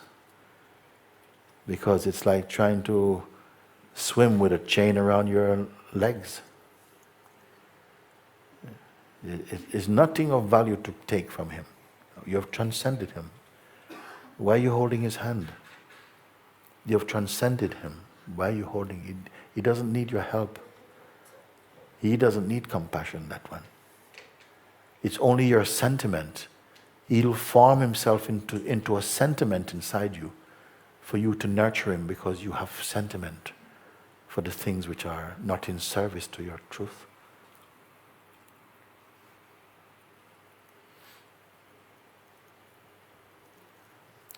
At a certain point, all these things are going to become so insignificant for you. You will not even care to talk about them, much less to look in their direction, because you will be out of their reach. When will this be, though? When do you plan this to be? Now. Thank you. Thank you. Thank you, Guruji. I love you. I love you too.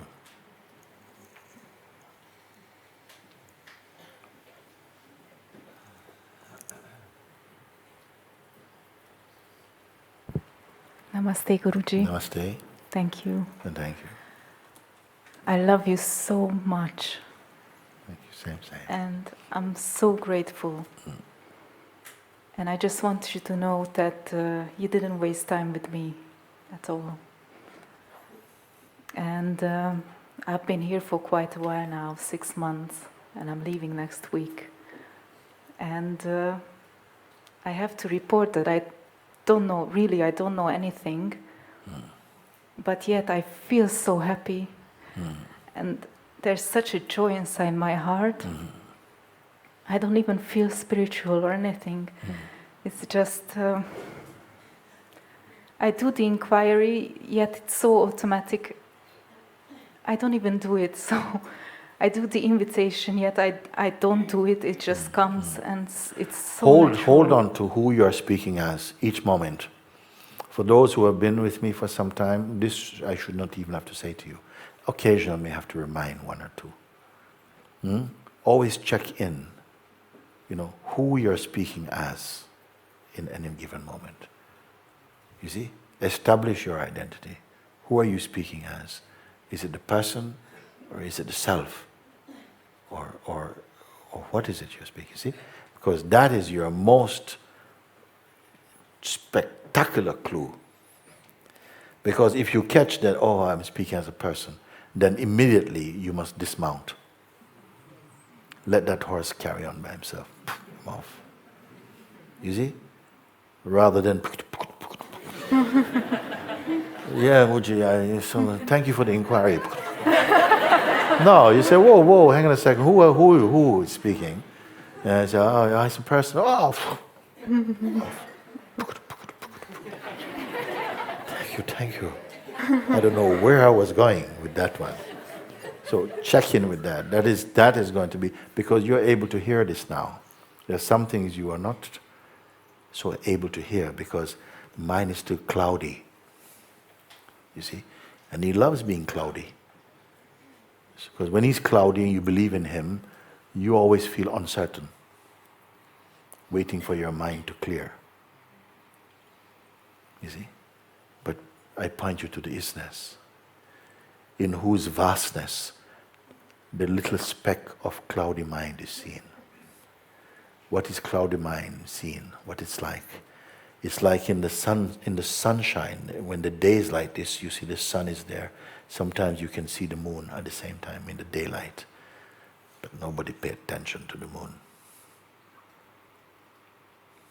when the sun is here.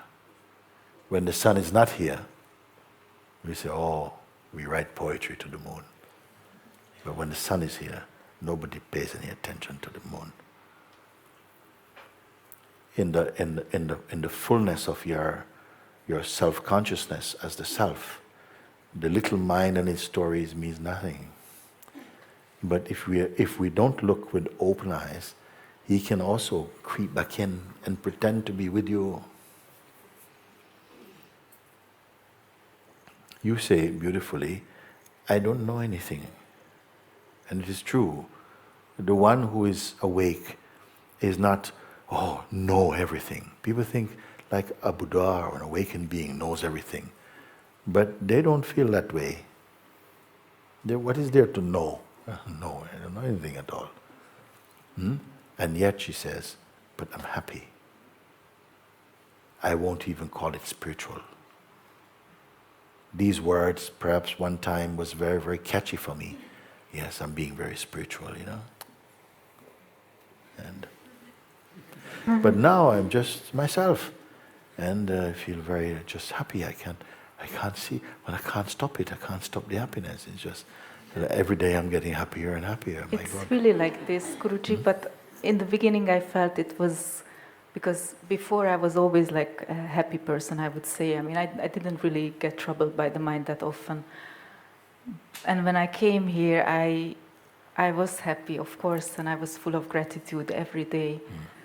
But at some point, I somehow sensed that this happiness is still like, because I was enjoying this beautiful land, the beautiful Sangha, who I love so much.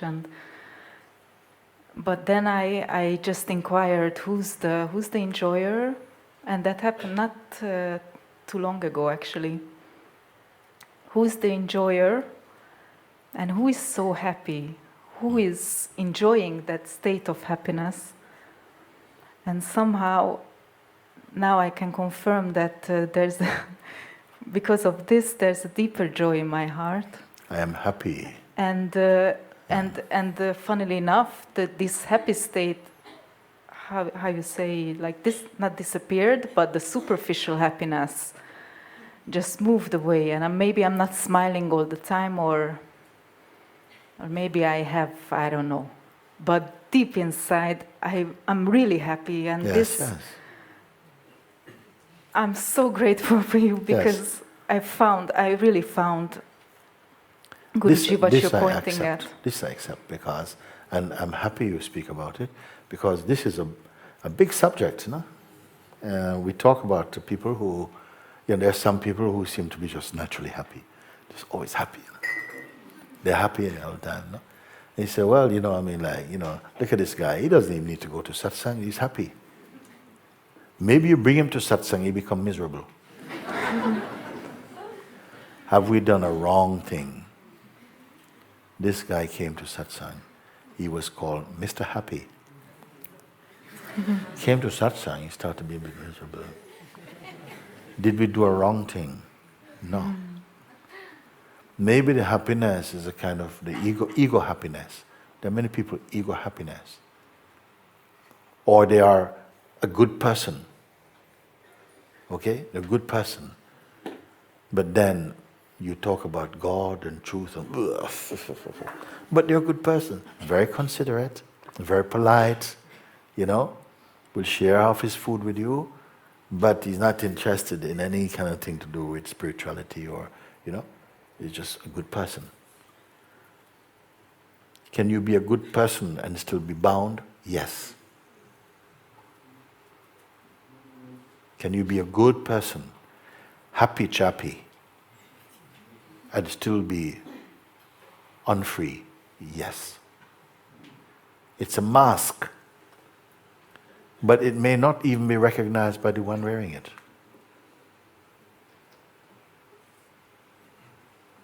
When you come into the energy field of satsang, then maybe you start to see, whoa, that happiness was not really that happy. It's like some comedians, they make everybody happy, but they're miserable, actually. They make everybody tell all the jokes, people dying, and they're laughing themselves out of sickness and everything.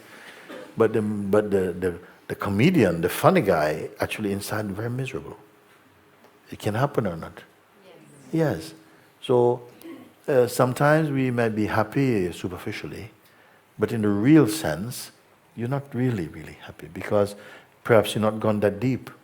And maybe a little thing happened in your life and your world crumbled. There are some people who say, everything is fine, they got everything, they don't want nothing. And a little thing happened. But for them it's a huge thing. And everything collapsed. Their empire is gone. So you did the right thing. You say, in my life I was always happy, easy go lucky, nice, you know. But then somehow I started to see that, wait, you know, yes, I was always happy about something. I was never just happy for happiness' sake. I was always happy about something.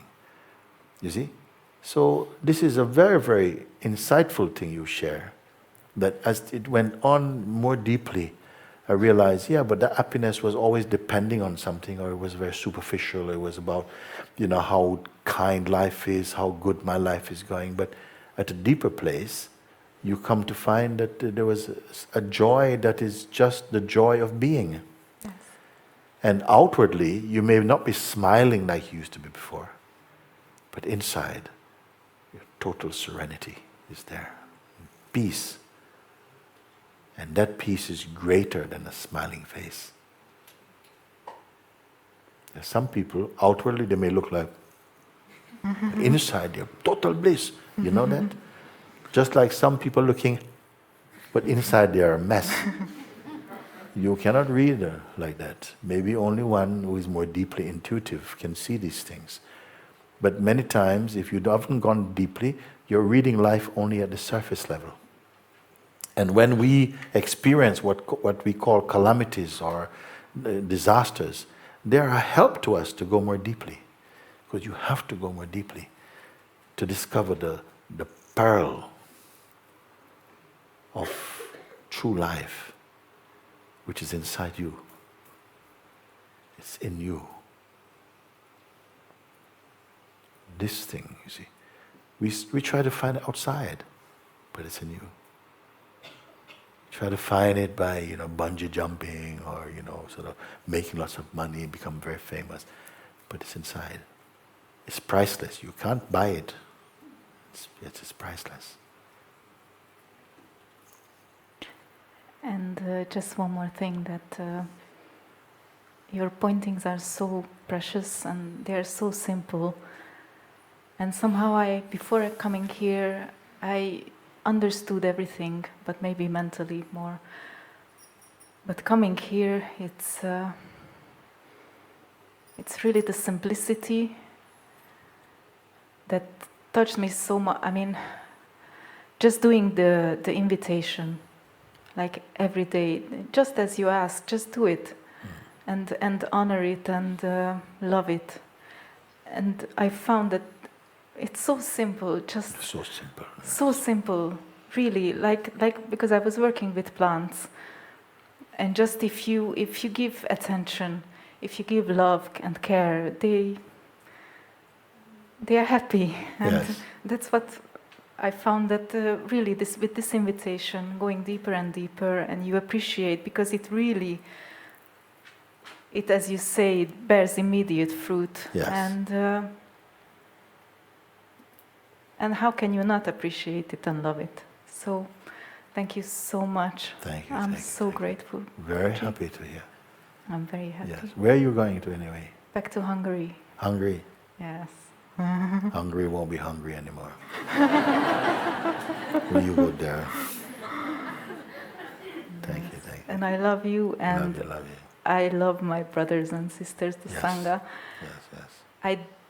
It's funny, I don't know anyone like on a personal level, and I didn't really interact much. I mean, I did somehow, but it wasn't like speaking. And yet I feel like I know everyone here. Yes. And Yes. You know why you know everybody here? Because you found yourself. When you find yourself, you know everybody. I've never met a human being who I don't know. I don't tell them that. I know them. I don't know your story, I'm not interested in your story, but I know you. Because I know me. You know yourself. You don't want to waste time in social life, particularly. A little bit, few words. Hi, how you doing? Great. Right. You see? That's it. Happy to see you come. Happy to see you go. Bye-bye. Thank you. That is. You are not worried. But still you know intimately what is to be. That's why I use the word impersonal intimacy. So I'm happy that you don't waste time, just chit-chat. For some others, it's okay. It doesn't cause them any trouble. But you can also slip back into old habits, and the ego find a way to kind of,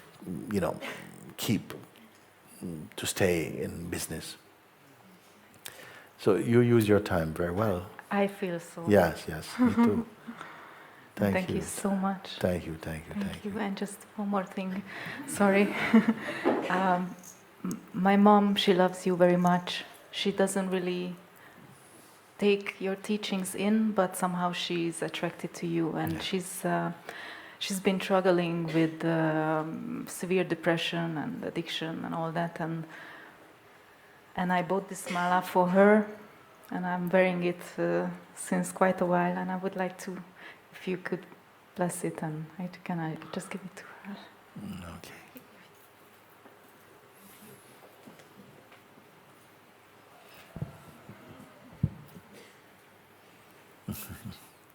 And you will come back again. I hope if you so, can. but I don't have any plans. Yeah, no, it's good. No plans. Whatever comes, really, and Very I feel good. it's Very good. just I'm saying it. Very good. But I will be so happy to come back. Oh. But home is also good. Very nice. Last time you were home, how long ago? 6 months ago? 6 months I came. Exactly 6 months ago. Thank you.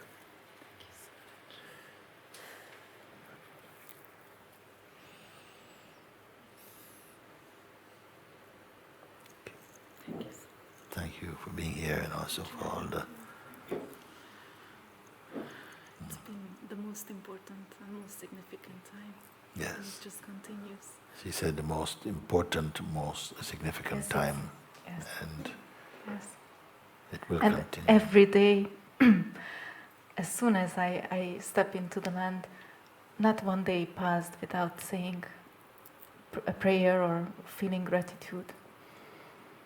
And it's also very important, I feel, Yes. to be grateful. Yes. So wonderful that you may meet a human being, you look into their face, and you don't see time. Mm-hmm. You don't see history. You don't see trouble. You don't see person also. So it is as good as looking into the face of God. Isn't it?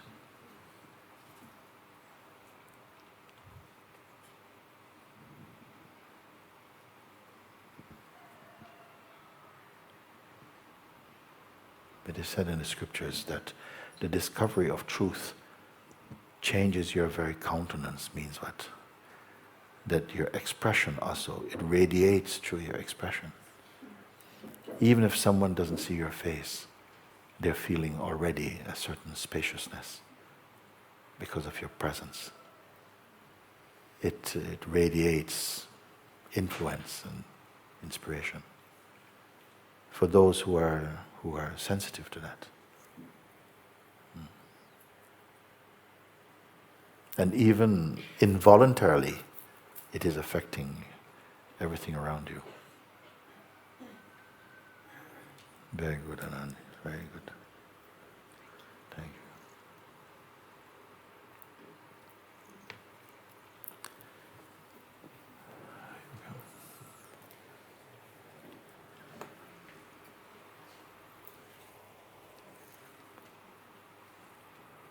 Namaste, Muji. Namaste. Né? Pode o Rishi traduzir, Ah, por favor? a Portuguese translator would come.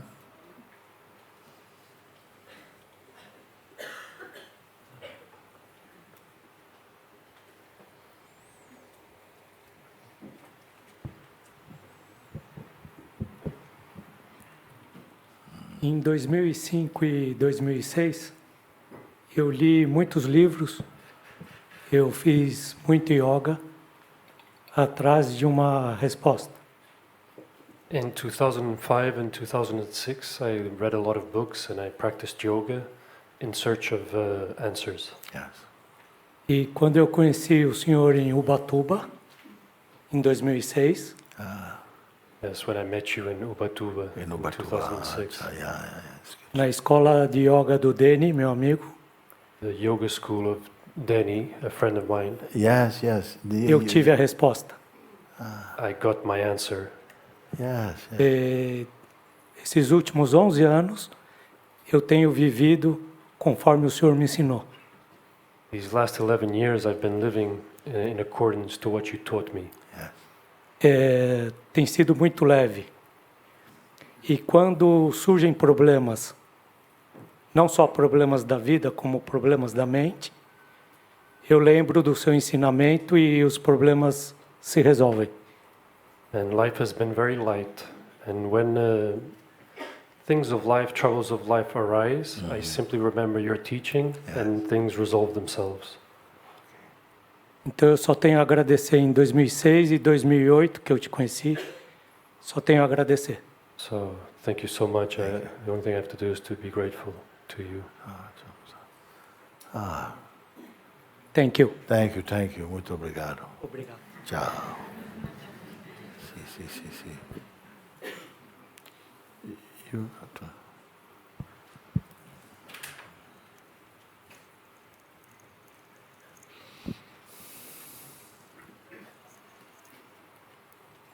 Yes, we are a lot of Brazilians here today. Oh, but your English sounds very Yes, good. I know a little bit. I'm not too good with microphones. I'm really happy to be here. I've been listening to your lessons for 5 years now, but it's my first time I see you. And I had this really strong call for the path, a few years ago, and I've been doing different things, listening to your lessons, and I'm really strong into other things as well. And I feel that I reached a level of sometimes I had glimpses of being even able to give up on life if I have to. Just very small glimpses, but it's okay. If it ends, it ends. Apparently, it's a good reason, and there's something better after that. And that's until Naya was born. Naya is my little baby. Yeah, I have a little baby now, Naya. And she's the biggest manifestation of God I've ever seen. And she's a huge lesson of awareness, and a lot of things come with her. But together with that, it's the strongest source of attachments I ever had in my life. and I had different stories of getting over attachments, and with my girlfriend and my wife, and with the job, and when I changed careers a few times, so it's always releasing, and it's very good. I'm very happy about it, and I had a lot of practice on this, and this time is just way beyond control, and maybe it's just because it's new, because she's 9 months old, and I don't know, maybe one day it will be different, but together with being the biggest teacher of awareness, because she's just aware all the time, and she's also, I'm attached to her, I have fear if something happens to her, I have fear if something happens to me, what will happen to her if something happens to me? It's just, everything is shaking since then. On the spiritual path, on the logistics and everything, I'm very responsible, and and I think I always had this dilemma between the normal life or the responsible life and the spiritual life, how to combine it. Yes. And now it feels like it's the strongest challenge since she's born. Because how to be a father and how to give all the love she needs, I feel the attachment sometimes is good, because I'm giving her what she needs. And but in the other hand, where's my spiritual path now? Where is it gone? And when I listen to stories about your son, I listen to these stories many, many times, as you said today. It's maybe the 5th time I listen, and I always cry when you say this story. And I think I also have this fear of that my biggest lesson would be if something happened to her, and God forbid, and I don't want this lesson. I want to be able to have this lesson without anything happening, because from my experience I know. From my experience, I know that breakdowns are the biggest gateway for discovery. That's how I started the whole thing. I had a big breakdown, and I started learning and understanding things. So I think the question is like, how to deal with these attachments? Just to surrender to it and accept it the way it is, and maybe one day it will change. Or as it weakened your understanding or your resolve for freedom, as the coming of your daughter, your son, your wife, your friend, whatever thing happened to you, as it weakened your resolve for freedom, as it just changed. Because sometimes I would say to people, in satsang, for some people, if they get into a relationship or get married, I don't see them for 6 months at least. And if they have baby, I don't see them for 6 years. Yes. At least, if we're lucky. No? By the way, some people have somehow surprised us. And they are still the same as they were. They're still the same. That is magnificent. They're the same. And they're good parents. They're wise also. You understand? Because we need to see if this is true or not, that if by being awake to the fullness of yourself means that you are irresponsible as a citizen in your country or something, or does it mean that you're not a good father anymore, not a good mother anymore? Because guess what? You're God now, or you are Buddha. No, I see it is not like that at all. But the fear is there, you see, and sometimes the attachment is something crucial, and you've used this term, attachment, you see. And I feel that you were saying also before that, actually, I feel at one time I could let go of life. I was at that stage. Maybe that's a bit overconfident or a bit cocky or something, And then, so God sends you a daughter. And suddenly, I'm really not ready to let go of life because, what's going to happen to her? You see? And also, your attachment, not your love now, I'm talking about your attachment, which gives rise to fear and anxiety in you, see, is already infiltrating her consciousness also, because she's living now in this energy field with you, which is impregnated with fear and attachment also, and not openly, but it's there, and so it's in your milk, isn't it? We say like that. If you are, sort taking drugs, you have a baby, it's in the milk. It's in the umbilical cord. You understand? So something is already happening like that. How to go beyond this? And are you willing to? You see? Are you enjoying your attachments or are you suffering them? Let's first start there. Not enjoying it. Not enjoying. Not enjoying. Because it and love is not the same thing. You love your daughter. This is totally righteous. But attachment is something else, and it's good that we don't get mixed up about it. Because attachment is like a sort of like a neediness. And it brings you into feelings of fear, and now you start to worry, what would happen if anything happened to me? Then who would take care of her? Nobody can take care of her as good as I can.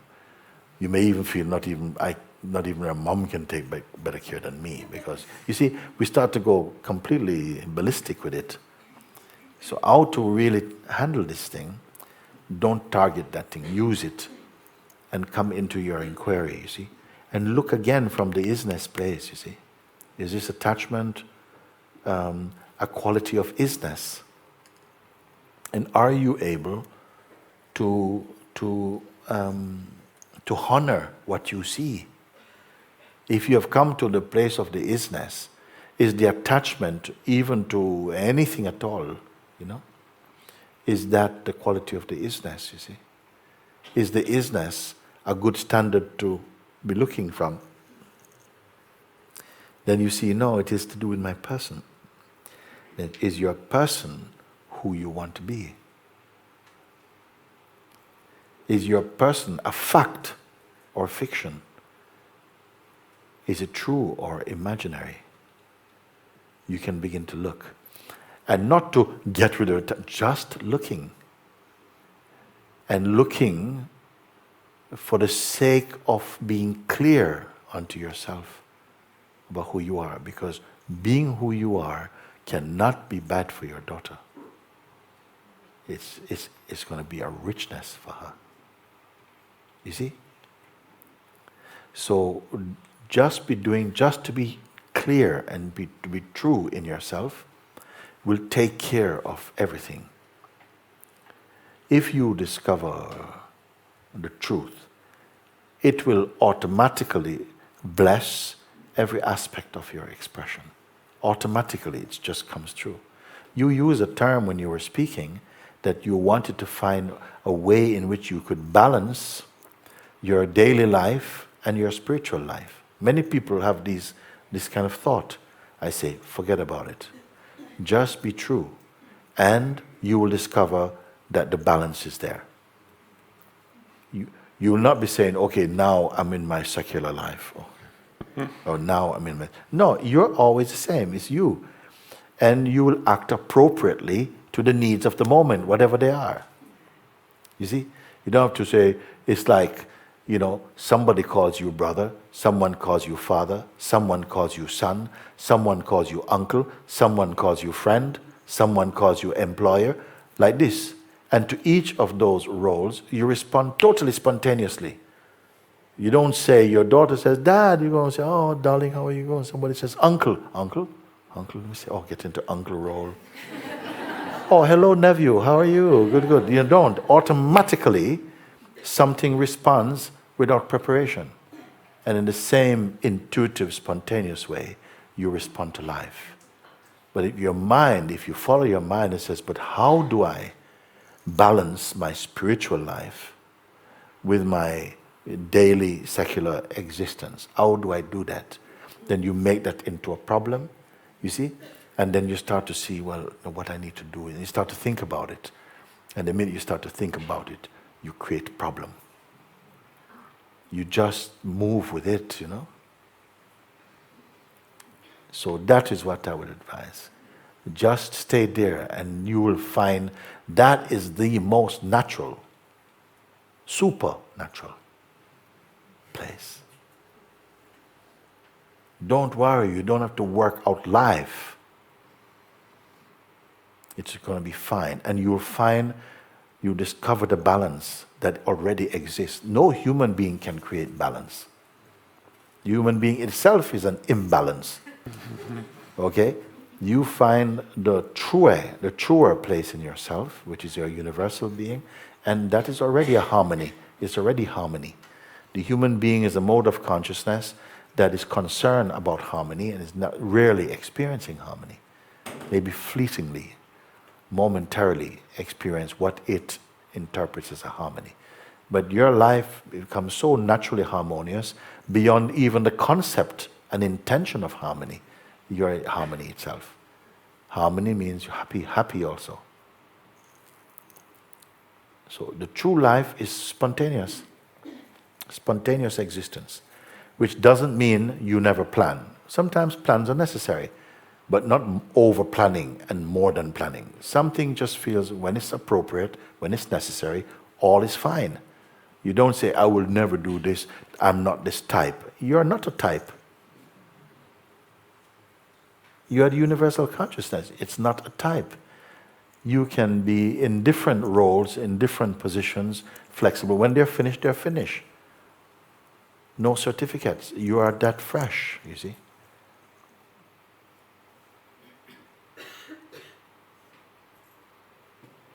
So it is a challenge for you. Yes, it is. Yeah, life sends a challenge. You have a daughter who you're totally in love with, and she's a perfect reflection for you because she's not worried for you. She just is.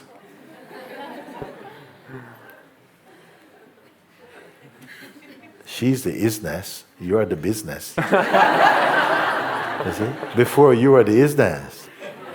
And then she came, suddenly you become the business. And so like this. And how to change it, very difficult.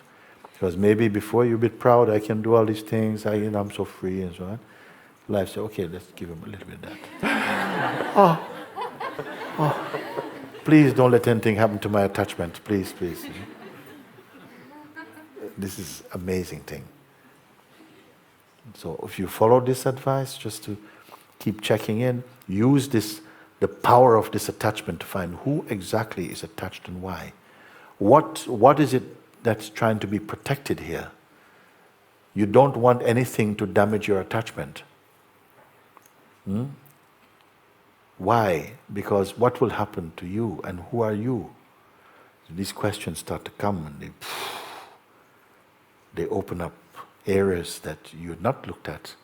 And you go more deep, more true. Wonderful. What a wonderful opportunity life is giving you. You see? It's just that you don't know how yet. And you feel, oh my gosh, you know. So this has not got to involve any discomfort for your daughter. It's just for you. That's for sure. For sure, you know? Like that. And then you come back to your spontaneity, let life be. You may even come to realize nothing belongs to you. Not even you.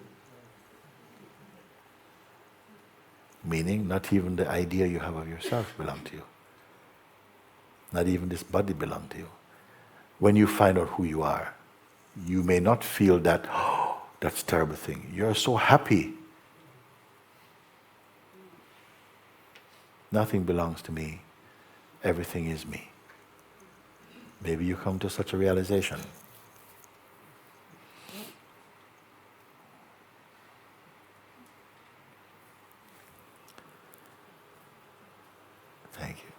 Thank you. Thank you. So we see spontaneity actually is one of the big things. And when we become attached or you have desire, it tightens up and you lose that sense of spontaneity, see. There's a story about, there was once in the jungle, no? The insects got together and decided to have a party. It was an insect rave in the jungle. So all the insects came together and, everybody came for the night, and the bees, they were vroom, vroom, vroom, vroom, vroom, chickadee-giddy, chickadee-giddy, chickadee. So all the insects are dancing and all the what you call them, the fireflies, they were so everybody's happy dancing.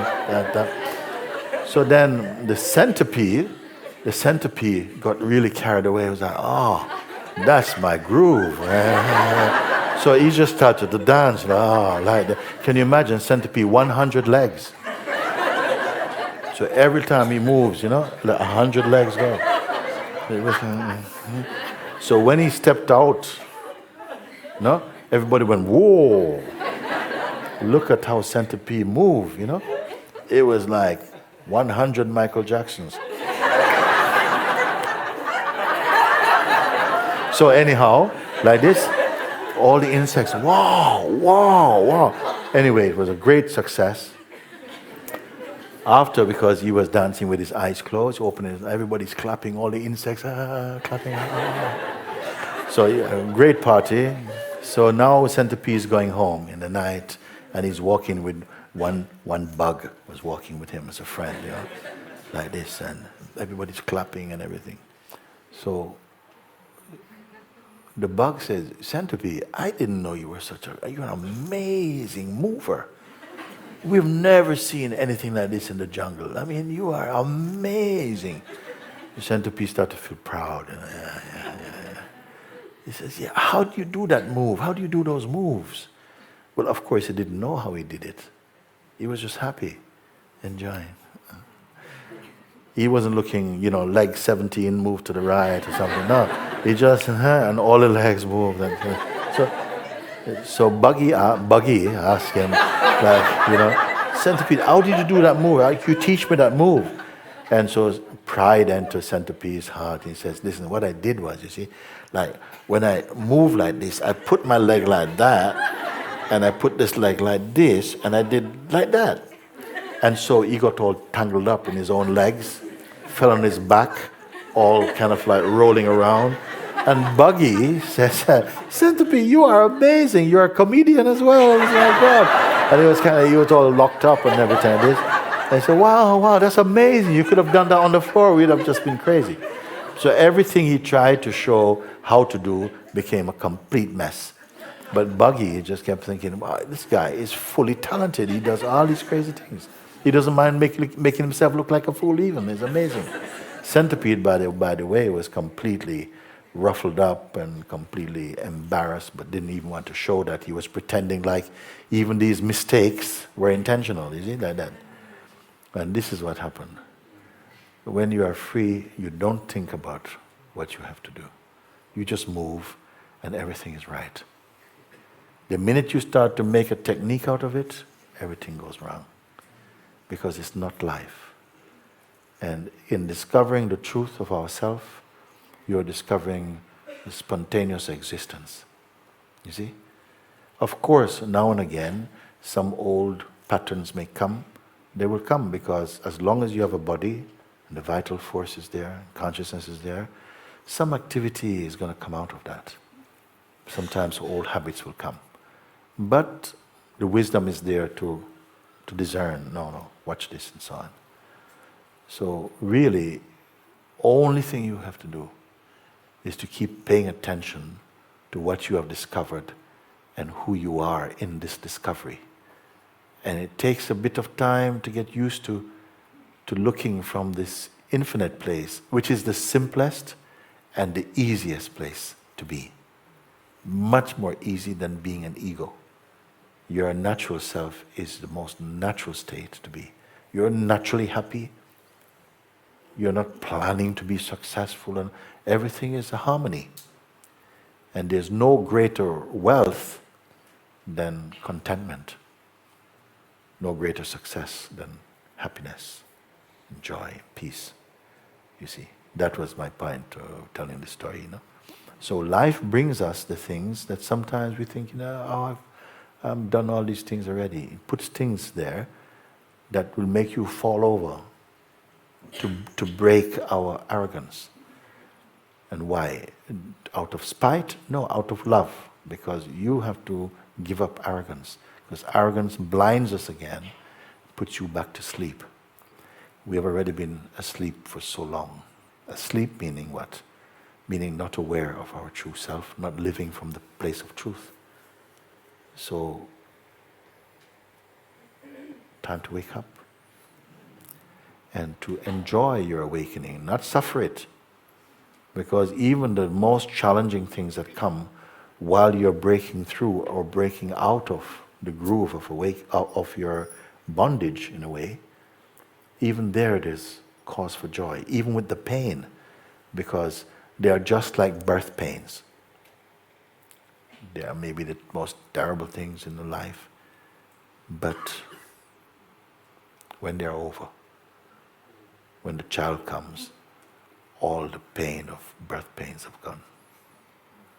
Sometimes our awakening is a bit like that. You have to suffer this transition and the fears that it brings, that you may be giving up something of value to become nothing. All the mind plays all these things.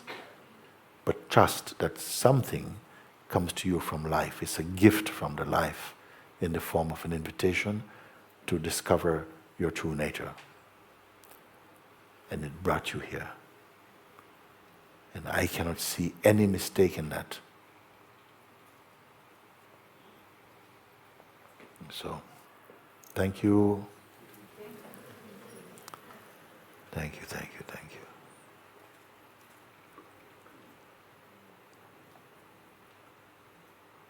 Okay, we have somebody playing some music today?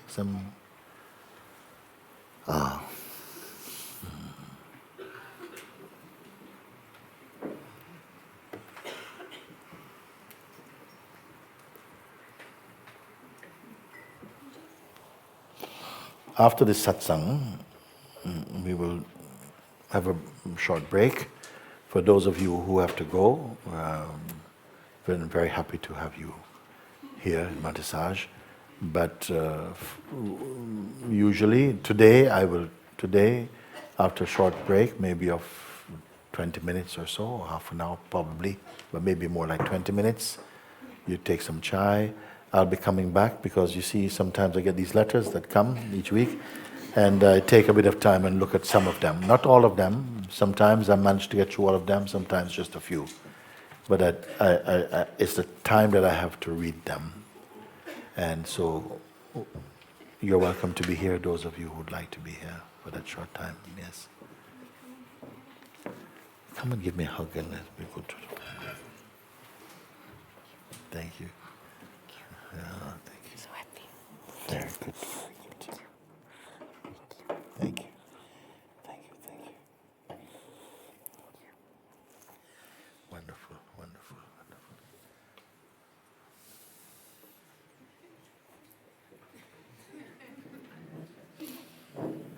Thank you.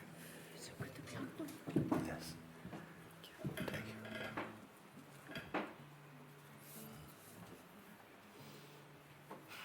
So easy. Very good. Thank you.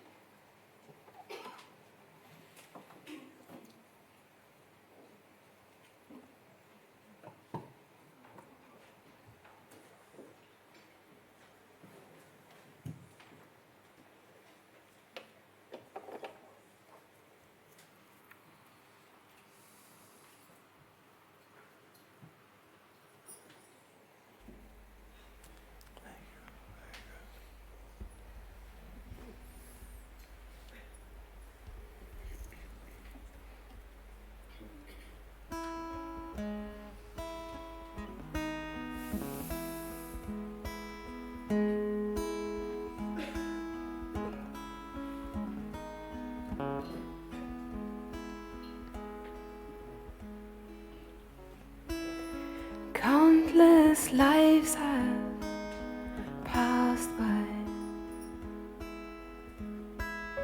searching for what is and ever has been. This body is passing, this life is a dream, and the light which remains is the timeless being. And all that remains is the timeless being.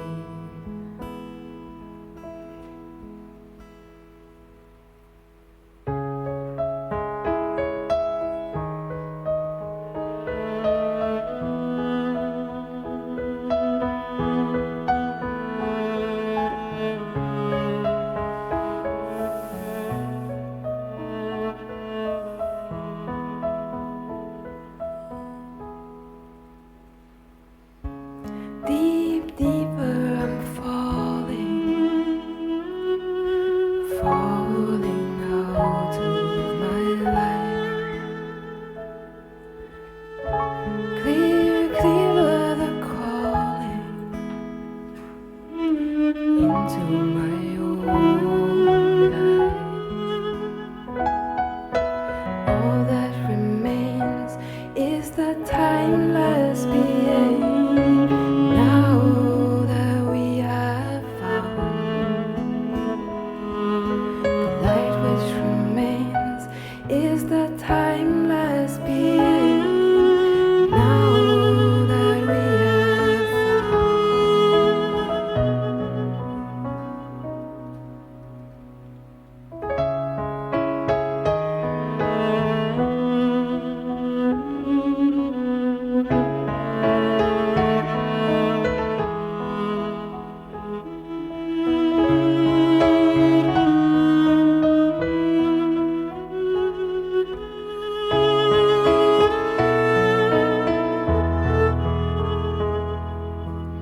all that remains is the timeless being. Now that we have found the light which remains is the timeless being. Now that we have found.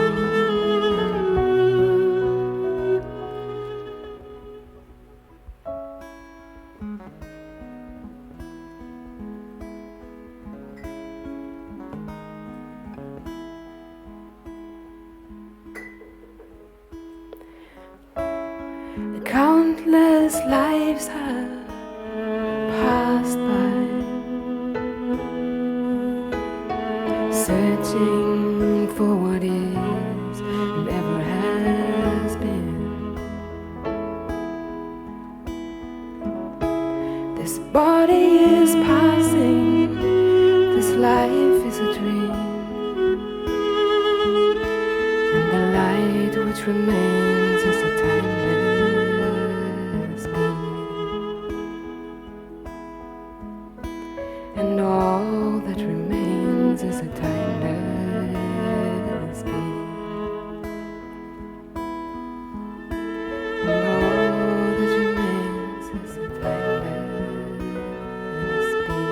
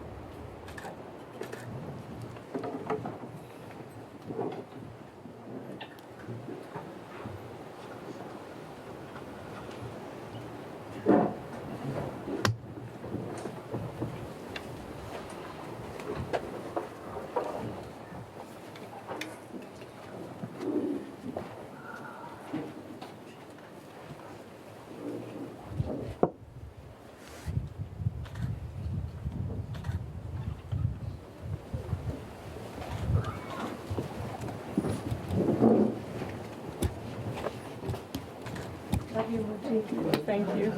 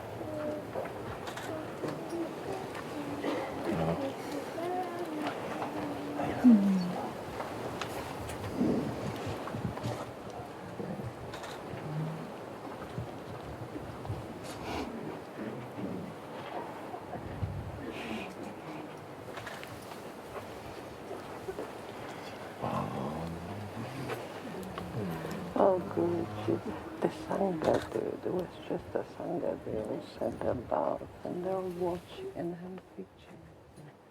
She met you in Portugal. I don't know if you remember. Yes, in Portugal, And she said,